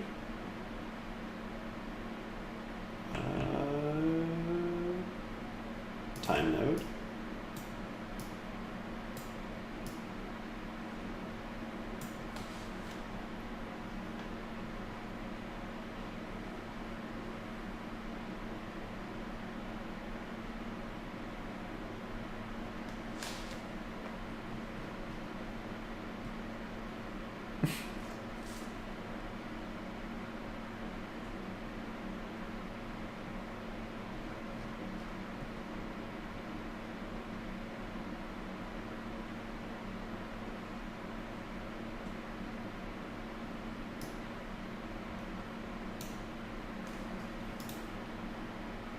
Are you guys working from home or on campus?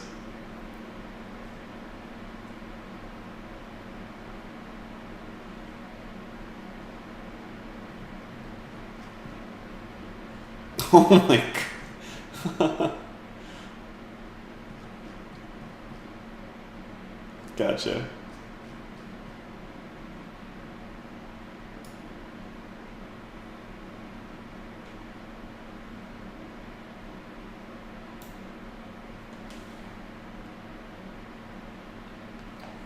Kim, following along at the along with this is not, it's not the most important thing in the world. Just being tuned in helps a ton. But what I'm going to do right now for you is I'll go ahead and compile this shader out. I'll save my current scene. I'll export this package, and then I'll upload it as a file here. What you should probably do right now is go and create a brand new project so that whenever you get this file, everything goes in nice.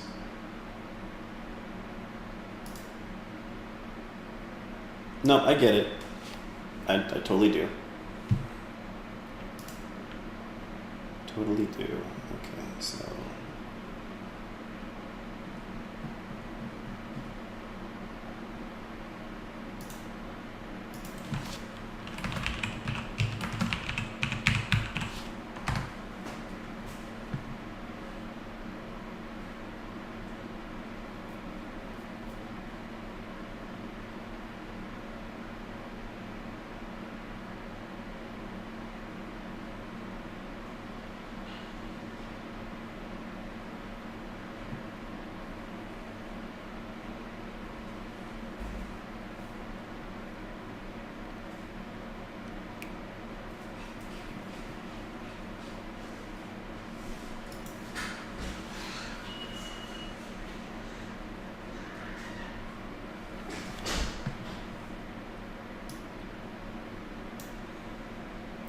Alright, so here comes the package file. Looks like it's 44 megabytes. It includes shader forge and all that stuff. Which goes gray. Do you want to share your screen with me so I can see?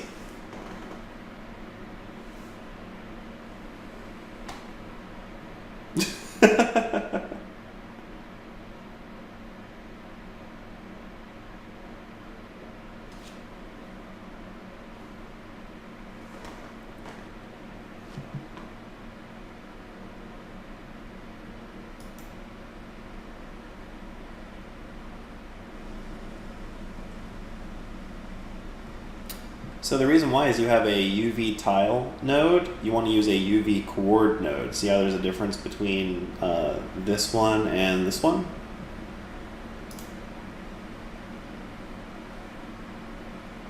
Yeah, no worries. And Kim, again, you're going to want to probably make a brand new project. And then once you download that file I sent, just double click on it and it should give you like the full thing.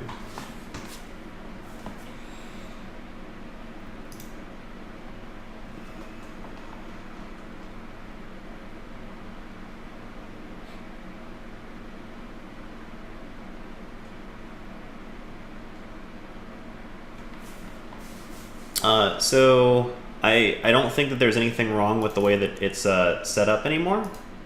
I just think that Shader Forge just isn't updating that node in real time. Like so yeah, don't worry about it. What you should do is if you like, does your preview in the upper left hand corner look right? Where the hell did my Shader Forge go? No, not services. Shader Forge. Cool. Yeah, like so I run into that problem all the time, like where it just stops like updating. Like it just happens sometimes.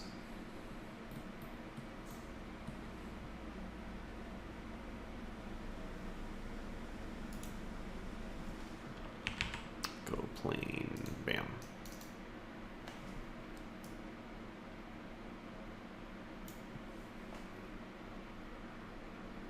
Occasionally that might be a performance issue. You just go ahead and click on it and just kind of move it around and maybe that'll help, but if not, it could just be computer performance.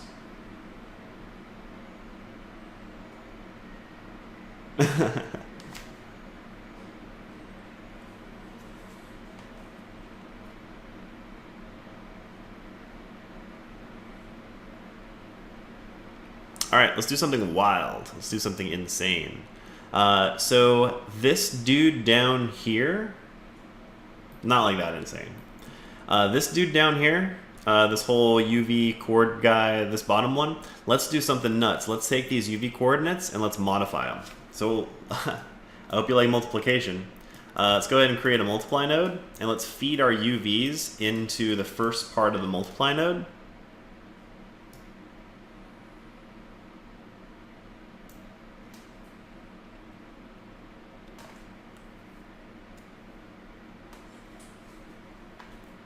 And then let's go ahead and create a slider.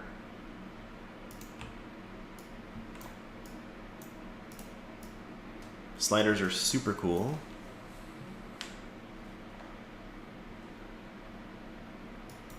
And let's change the name to sample 1 scale.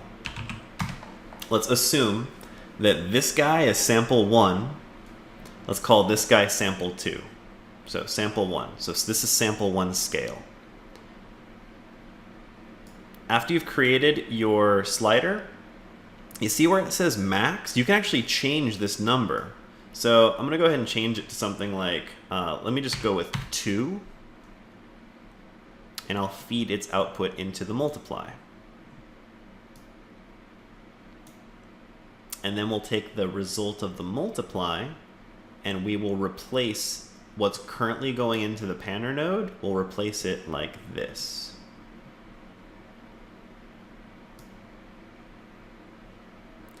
And now you'll see that if you drag around this slider, that you can change the size of the texture. So you can make it really big or really small.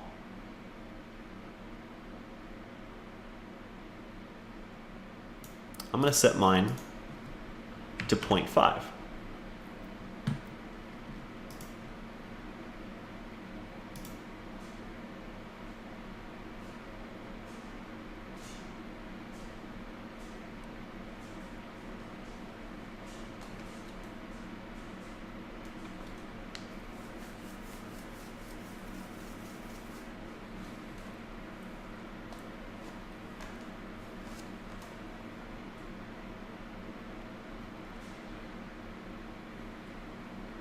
So you can see that what we're getting, it looks a lot more interesting, but it could get even better if we were to pan these two textures at different speeds. So currently the textures, they're only being panned based on T20. So that's why they're both moving at the same speed. So even though they're different textures now, when I say they're different textures, look at this texture 2D. Because I set its size to be 0.5, it's larger. That's a little bit weird, just bear with me. So if I multiply the UV coordinates by a smaller number, the texture gets larger. If I multiply by a bigger number, notice the texture gets smaller. So just bear with that fact for a second. So if I make this 0.5, so 0.5, I now have what appears to be what looks like two different textures, right? And so multiplying them against each other, I do get some interesting cloud stuff happening. Very parallaxy, very, very good looking. But it could be better if I were to multiply these, or if I were to modify the time of each one. So let me go and actually take my time value, and I'm going to multiply it. I'm going to do the exact same thing I just did over here. I'm going to create a new slider, which is going to allow me to adjust my speed. And we're going to feed the output of this multiplication into our panner. So now I can move this slider back and forth to now control how fast I want this thing to move. So I'm going to set this to maybe be like, I don't know, I'll just like slide it back and forth until I get it somewhere that feels more or less all right.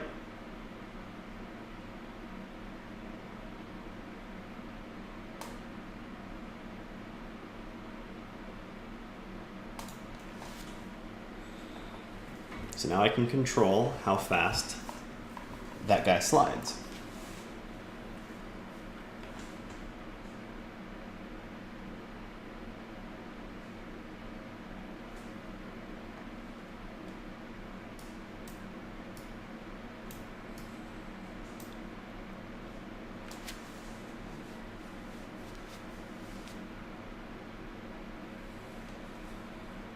Any questions?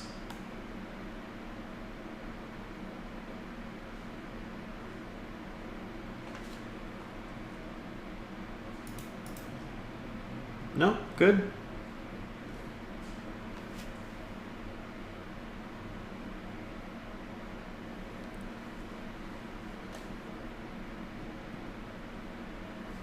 Solid? All right, well, let's do the same thing with the top one then. So let's take its time node. Actually, no, we'll go in, we'll do all the same UV coordinate stuff. So we'll take the top UV coordinate, and we will multiply by a slider, change its value to 10, and I'll change the name of this one to be sample 2 scale.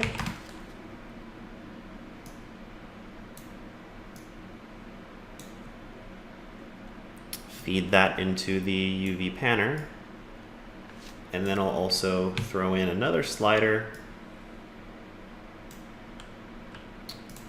to multiply against the time value.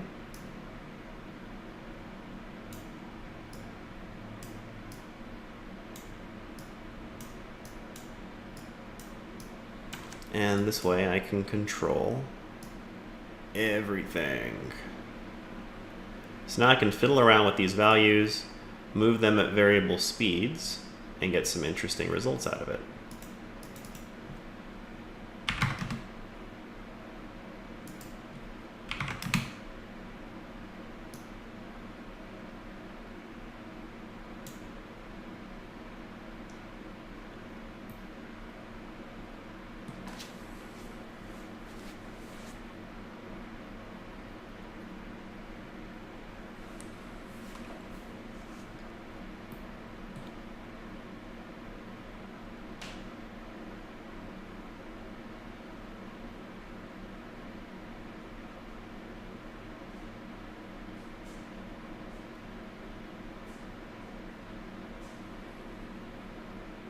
I'm gonna go in and make sure I name all of my nodes. So like haven't been doing a good job of renaming my speed modifier nodes. So I'm just gonna call this sample 2 speed.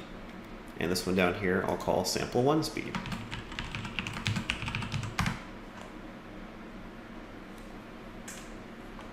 And the reason why naming those things like good matters is because now we're going to go ahead and test how our shader looks on our spinning vortex shape. But first, before we do that, let's go ahead and change our blending options. So we did this last time. If you go over on the left-hand side, there's this blending options, and here we have a blend mode set to opaque. I'm going to change that to additive. It's going to give us a nice glowy look.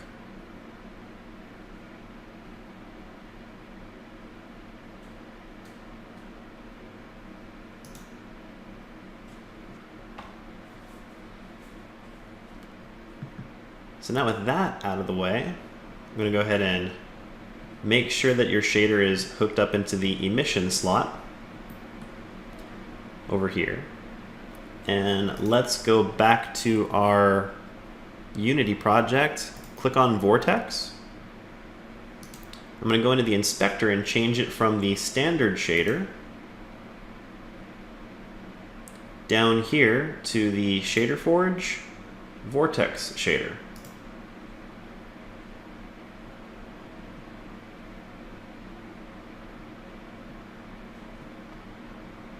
And if you go ahead and press play, you should see stuff. It doesn't look perfect. There's definitely some issues that are here invisible.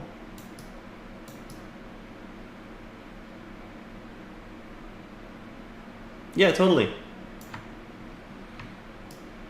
Christina, you mean the part where I assigned this shader?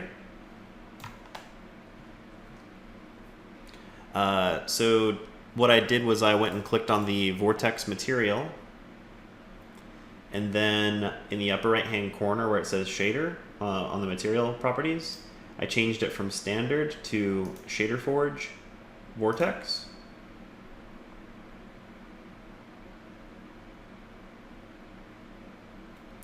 And then when I changed the opacity, Ashley, are you asking how I made it an additive type shader?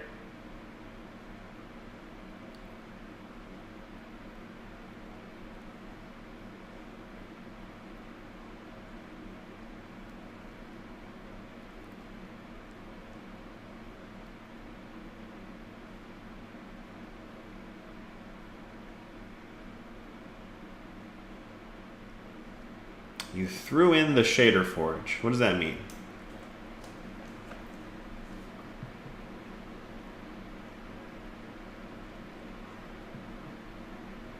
So in your actual Shader Forge shader, did you go and change the blending options to additive?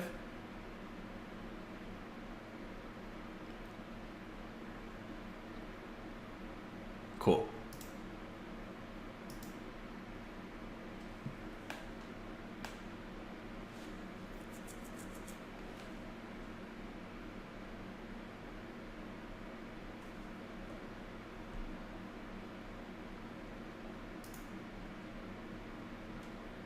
Arg, sorry, Christina.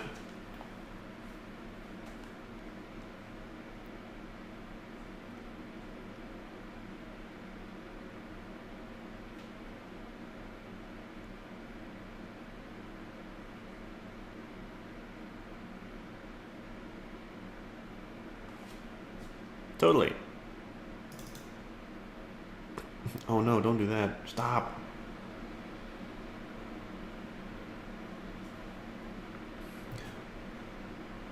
My bad. I clicked a thing.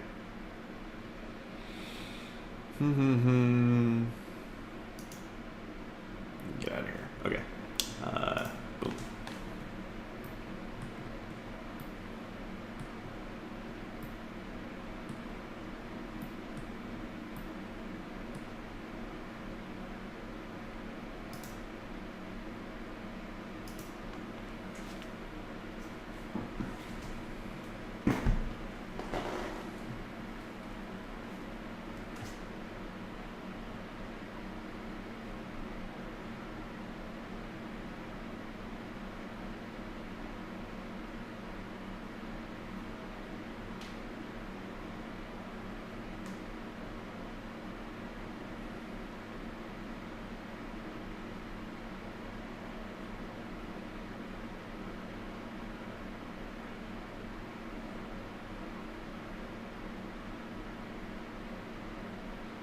Does anyone have any questions?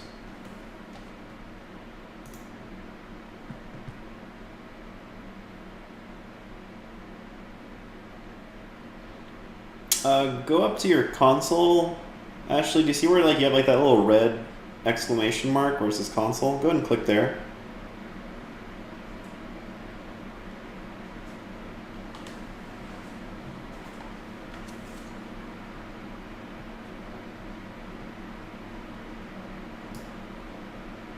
On that time, you're multiplying.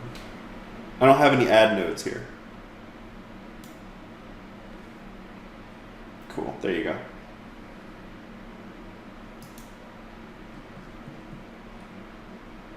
I just don't think I have any add nodes.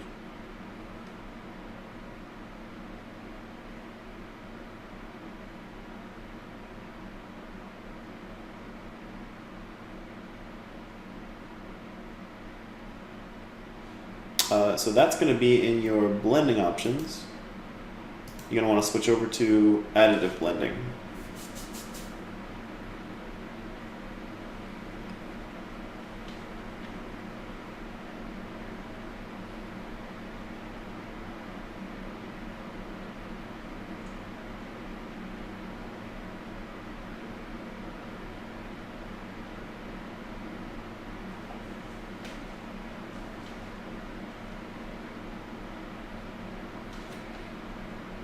Application is you select your vortex material,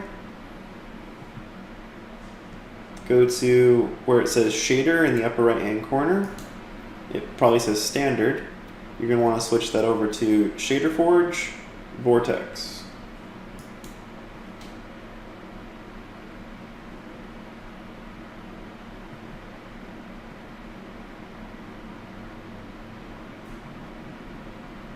So you got the vortex material selected.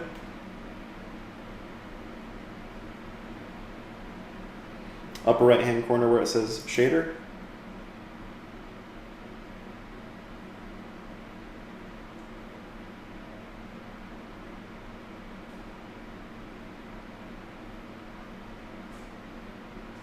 And then Shader Forge Vortex, or whatever you called it.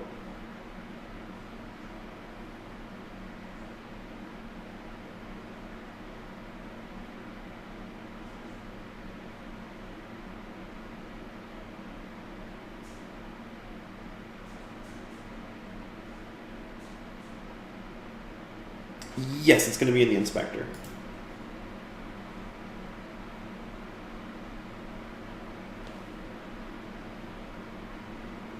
If you share your screen, I can walk you through it.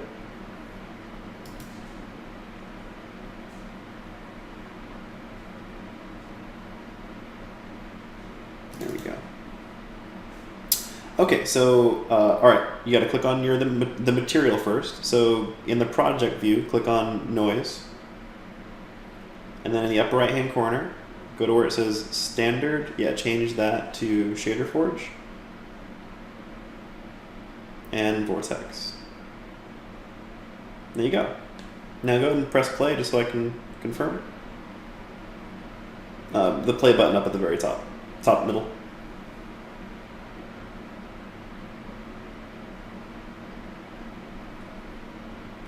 Okay, now like your the and the node 815, just like move those around, just to make sure that it, yeah, okay, there you go. And then move the other one too. Then we can get that nice parallax. So you get that difference in movement speeds between the two. So that way it looks like it has some depth, but it doesn't really. Pretty cool, huh?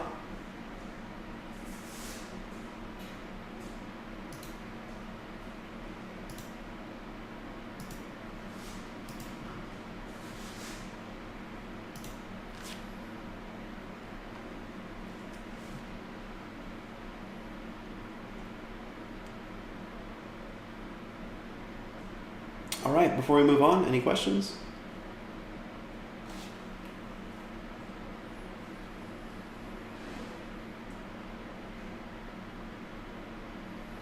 Okay, take that as a no. All right, so we have a bunch of problems, but also a lot of successes here. So I got some places where my mesh is kind of being a little bit twisty, and that's not great. I have what looks like a seam running down that needs to get investigated at some point. But I want to encourage you guys to not let those sorts of things bog you down. I have really come to accept that I need to embrace my shapes. I used to be really... I used to be very, very likely to, as soon as something just wasn't looking really great, I would just drop it and then kind of just move on.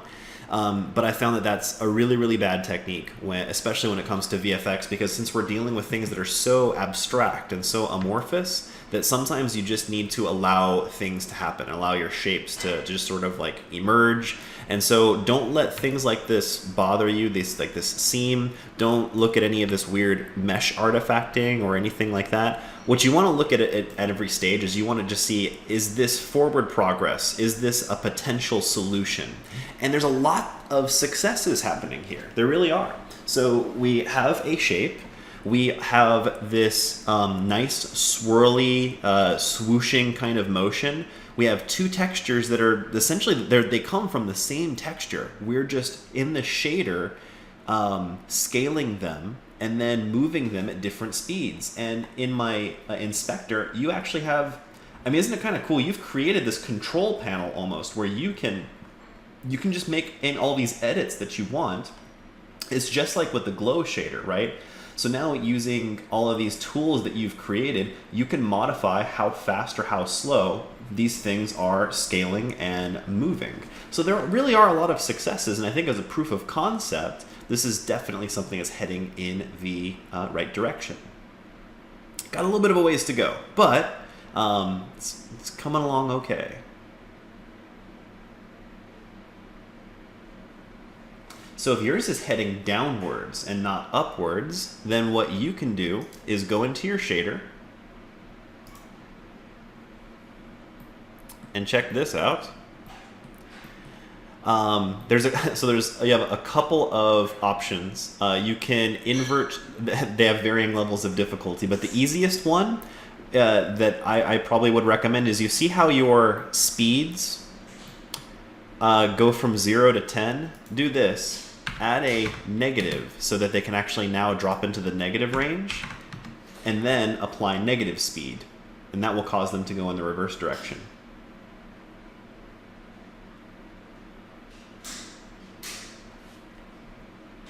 So that'll kind of change those sliders so that as they approach like the middle of the slider, that's like, little movement. Here, let me just hit play and I'll show you. So now for like this like speed, did that not update? Did I modify the wrong ones? I did modify the wrong ones. My bad.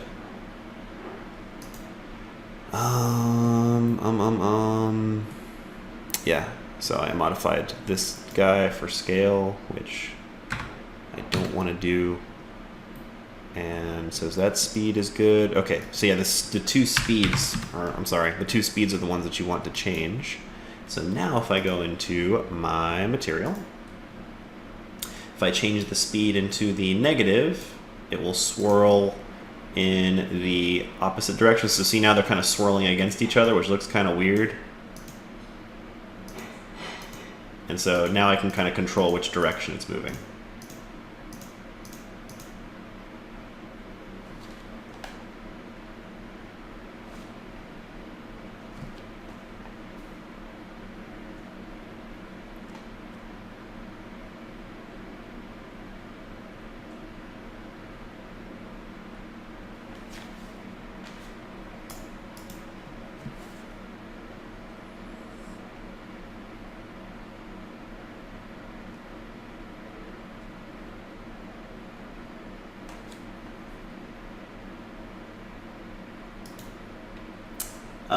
Yeah, if you're getting the two directions, then that's the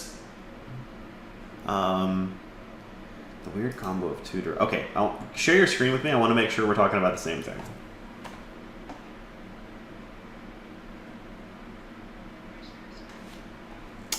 Depends. It's either like you can click the ... There's a plus sign that'll let you share screens. Also, you can click call up at the top and then click share screens from there.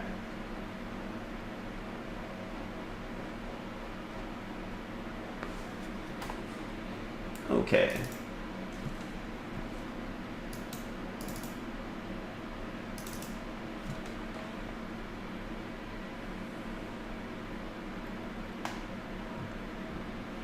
All right, so we have a lot of scaling. So wherever you your sample 2 scale, change that to 0.5. All right, so that'll help fix that. And so for your sample 2 speed, go click on Open Shader in Shader Forge up at the top. There we go.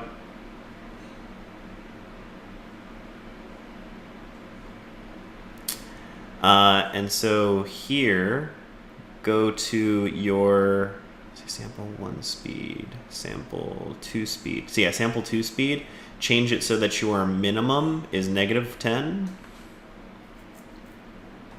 There we go. Click on Compile Shader just for good measure. And then let's go into Unity. So now if you make your sample 2 speed go negative, it'll spin the other way. Now go ahead and just press play, just so we can see it.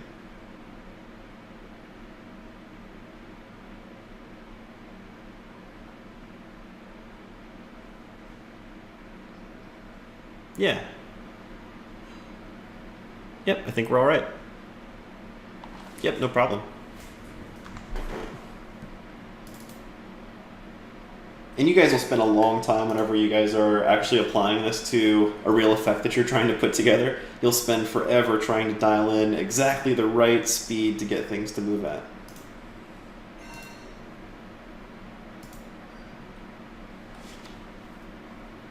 All right, let's clean this up a little bit before we call it an evening. So a couple things I want to address is that it is incredibly obvious what shape this is. And we need to do some things to fix that. So let's address the top and the bottom. This looks like a volcano, and that's not great. What we want to do is we want for our effect to kind of have an ease in and an ease out. Let's focus on the easing in part first. So we don't want for us to see this really hard, abrupt end of the shape here. We want it to kind of blur and fade up. So in order to do that, we're going to go ahead and create a mask in Photoshop, a simple one actually. So let's go ahead and jump into Photoshop. Where's that icon? There it is. And I'll just create a new document. Same settings as before are fine.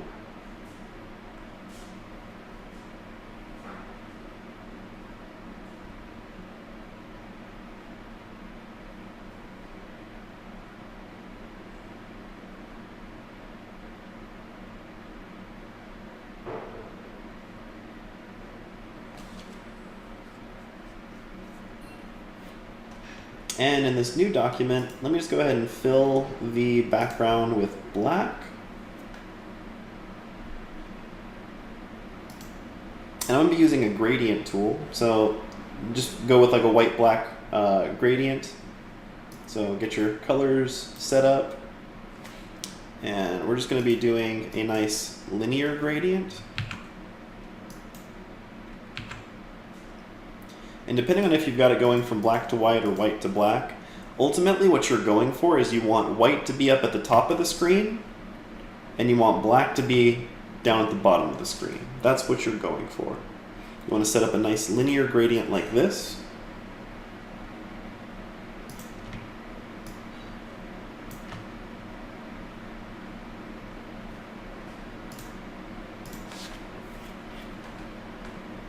Now, it's kind of hard to tell exactly what you want this gradient to look like or exactly where you want your values at this point in time.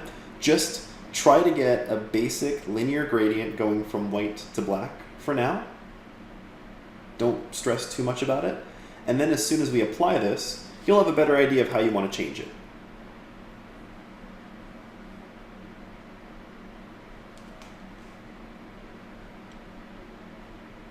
I'm going to go ahead and save this, call it linear gradient, might already have a file called that, so I'm just going to call this VFX class linear gradient. And then we'll import that into our project.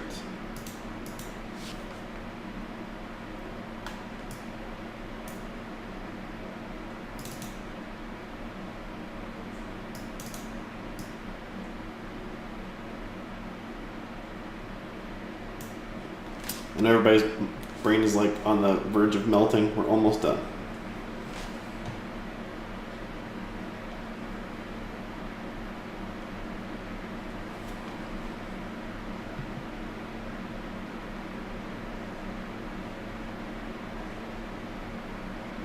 Okay.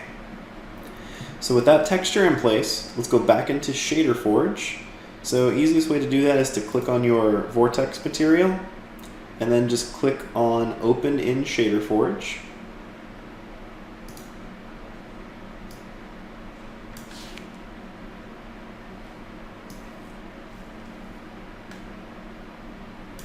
Don't worry, we're not going to do a bunch of extra stuff. We've already done the majority of the work here. We're going to follow just 2 last steps. First step, we're going to take and we're going to multiply by another texture asset.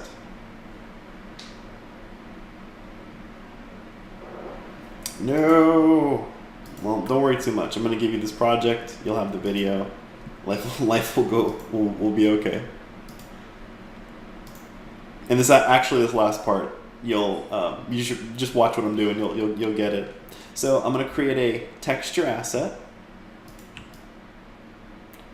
And in my texture asset, I'm going to load in that new gradient, which did a bunch of super weird stuff to all this. Don't listen. Where this node come from? All right.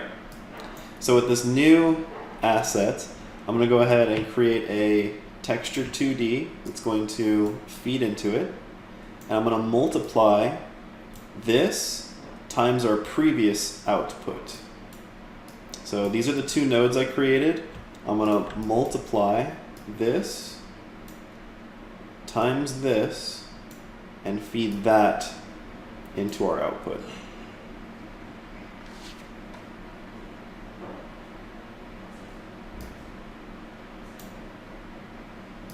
These 3 up here are the new nodes.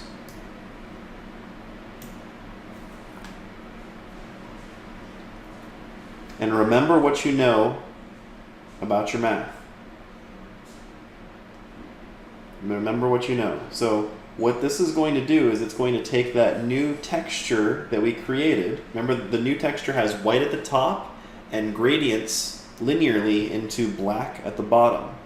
This is going to make it so that all of the texture values up at the top are going to stay the same, but all the texture values as they approach the bottom of the UV map are going to be blocked out. They're going to be killed.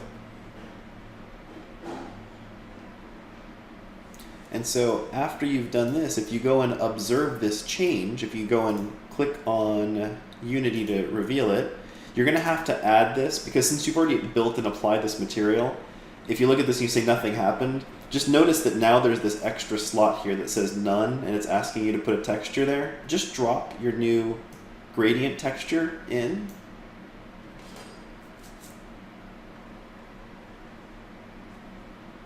And oh, it looks like my UVs are actually set up backwards on my model. Oh, maybe I accidentally went and I might have taken this for granted, and the projection actually flipped it, which isn't too big of a deal. I can go ahead and turn that around, and this is actually fine. Just for the demonstration of the last thing I wanted to cover is. Now we have it, because we need to do this to the top and the bottom. So instead of it fading in, it's now fading out. This is just because I have my UVs backwards, which I'll need to fix. Yours might have come out to where it's it's flipped. Either way.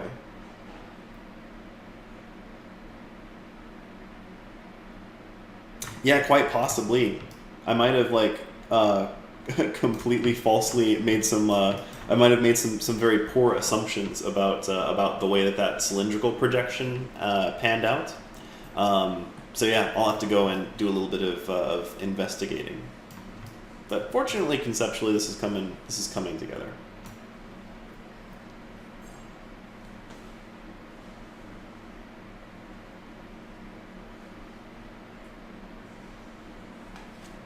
You sure can.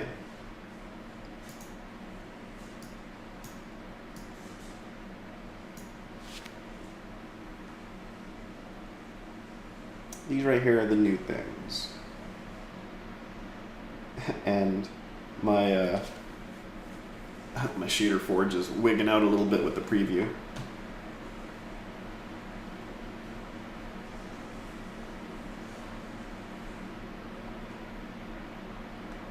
Glad you like it, Eugene.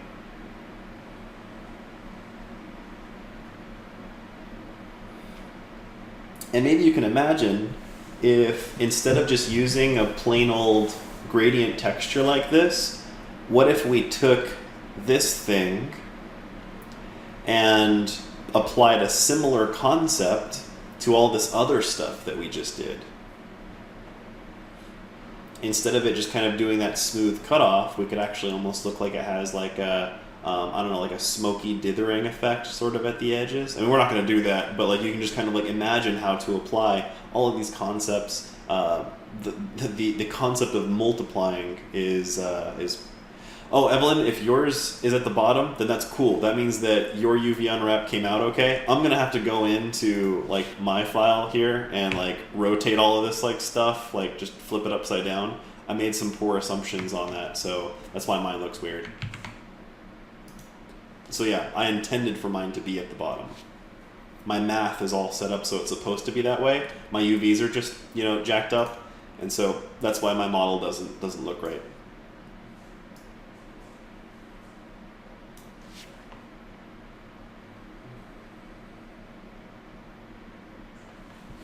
Yeah, that weird line, like the seam, like this, is also just where we probably need to do some UV repair, and then like a lot of like this this like tight twisting and stuff. That's just kind of a mesh problem and an additive shading problem. We'll talk about how we can go about addressing those things after we apply a couple of additional techniques. We may not even have to worry about them. We'll just kind of have to see how it goes.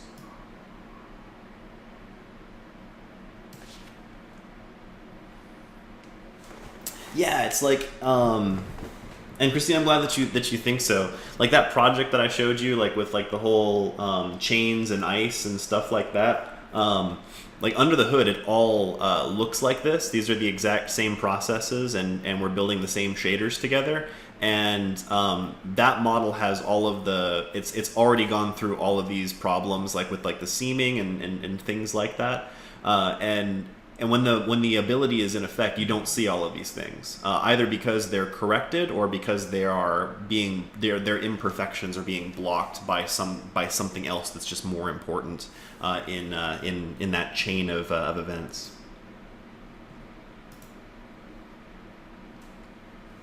Oh, then yeah, that's probably most assuredly a UV issue. Yeah, you probably just need to nudge your UVs up or down.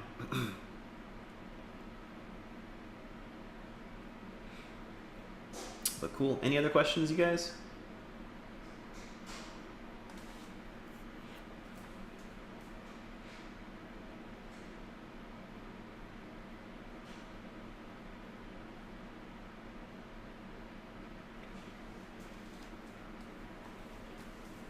Yeah, that's flashing is okay at this point.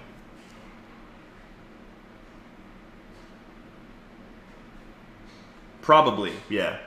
It's hard to say conclusively, Ashley, but most likely. Yeah, what I'd recommend that you guys do between now and next time is I would go and just try to build this whole thing without watching the video. Like watch the video and like, you know, get acquainted with the process. But if you can do it all without the video, then that'll say a lot. And here's a challenge I have for you guys. Here's a challenge. So my challenge is this. What we've just done is we have built Julian Love's Diablo 3 VFX secret sauce, which he calls the Multi-Mult, except in his demonstration, he didn't use 2 samples like what we did. He used 3 samples. And so my challenge to you is to take what we have and introduce the 3rd sample.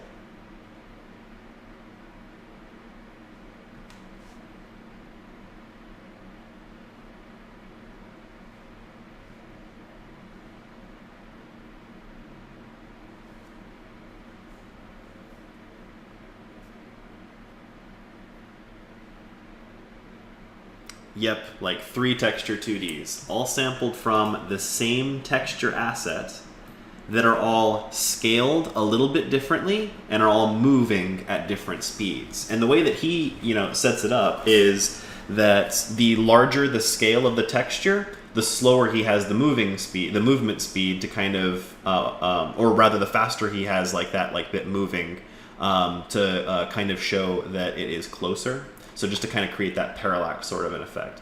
But you don't have to necessarily dial that in completely. I just want to see if you guys can, with your ingenuity, go and create a 3rd sample.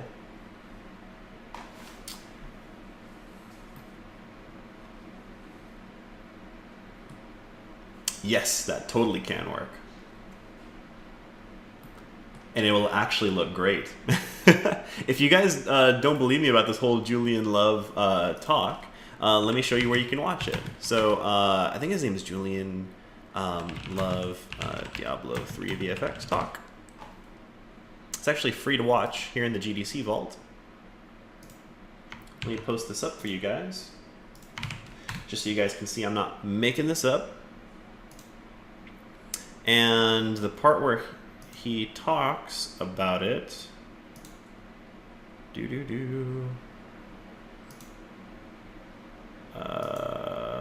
hang on, let me find it.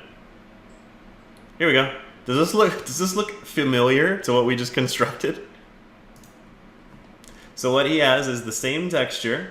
This texture is the normal texture, which has no multiplication to it. This texture is multiplied at with the UVs of 0.5, which makes it larger, like I just went over. And this one right here, he multiplied the scale of the UVs on this last texture by 2, which makes it smaller. And then he has them panning over one another at different rates. This is the formula that you've basically just created, except there should be an infinity in here. But yeah, see, it's texture 1 times texture 2 times 2 times texture 3 times 2. And with that ability, let me show you some of the things. So then, do you remember the last thing that we just did? How I told you if we create this texture, where'd it go? Photoshop. This texture right here, this is an alpha mask that allows us to cut out which portions we want of the image and which we don't. What he does is he applies the same concept, and that's how he's able to get this wispy smoke. It looks really interesting, yet it is the same texture over and over and over again with a mask that limits which areas should be visible and which areas shouldn't be. So this whole time I've been actually showing you guys something that is not only heavily used and relevant in industry, it is also one of the most cost-effective ways to create interesting looking and noisy volumetrics like smoke or clouds or things of that sort. And it's all based on his research. I stole every last bit of it. Not really stole, it's just he's one of like the big like mentors in the VFX industry, and this is one of the first big VFX talks that got everybody saying, hey, we can do some cool stuff with this. And in addition, if I just keep going, they do the same thing. You guys can watch this video, but fire, blood, poison, all of this like sort of stuff, this is all coming from the basis of this same technique. So what we're showing right now, even though it doesn't feel like it's really powerful, he gave an entire talk on it And so what I'm challenging you guys to do is to go add the third sample to complete his formula. Super exciting, super inspiring stuff, and I hope that you guys are up for the challenge. If you feel like your project's currently a mess and you don't even know where to turn, start from scratch. Just go create a brand new project, import Shader Forge, do all that stuff, and then after I posted this video, watch it, go slow, take your time, and if you have any questions or problems along the way, you let me know and we'll get through it. Cool. Anything before we adjourn for today?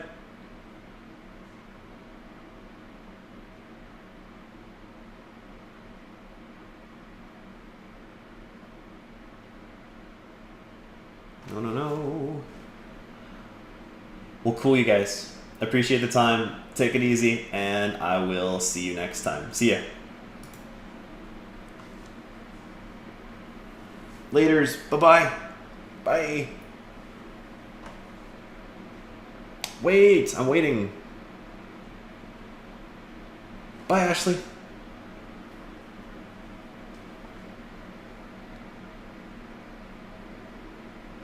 Later, John. Bye.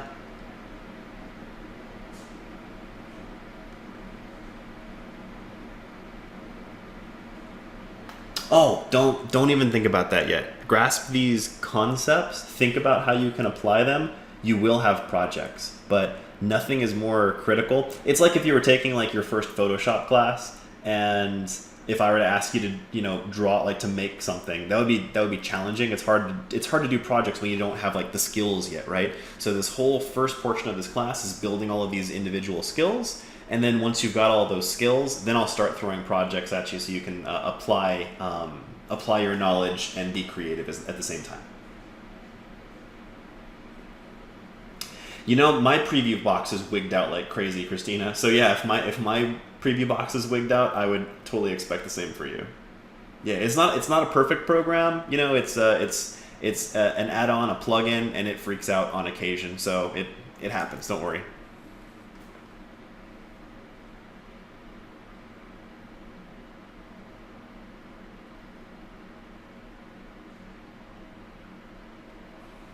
Alrighty, guys. Well, if that's everything, I'll see you next time. Totally. See ya.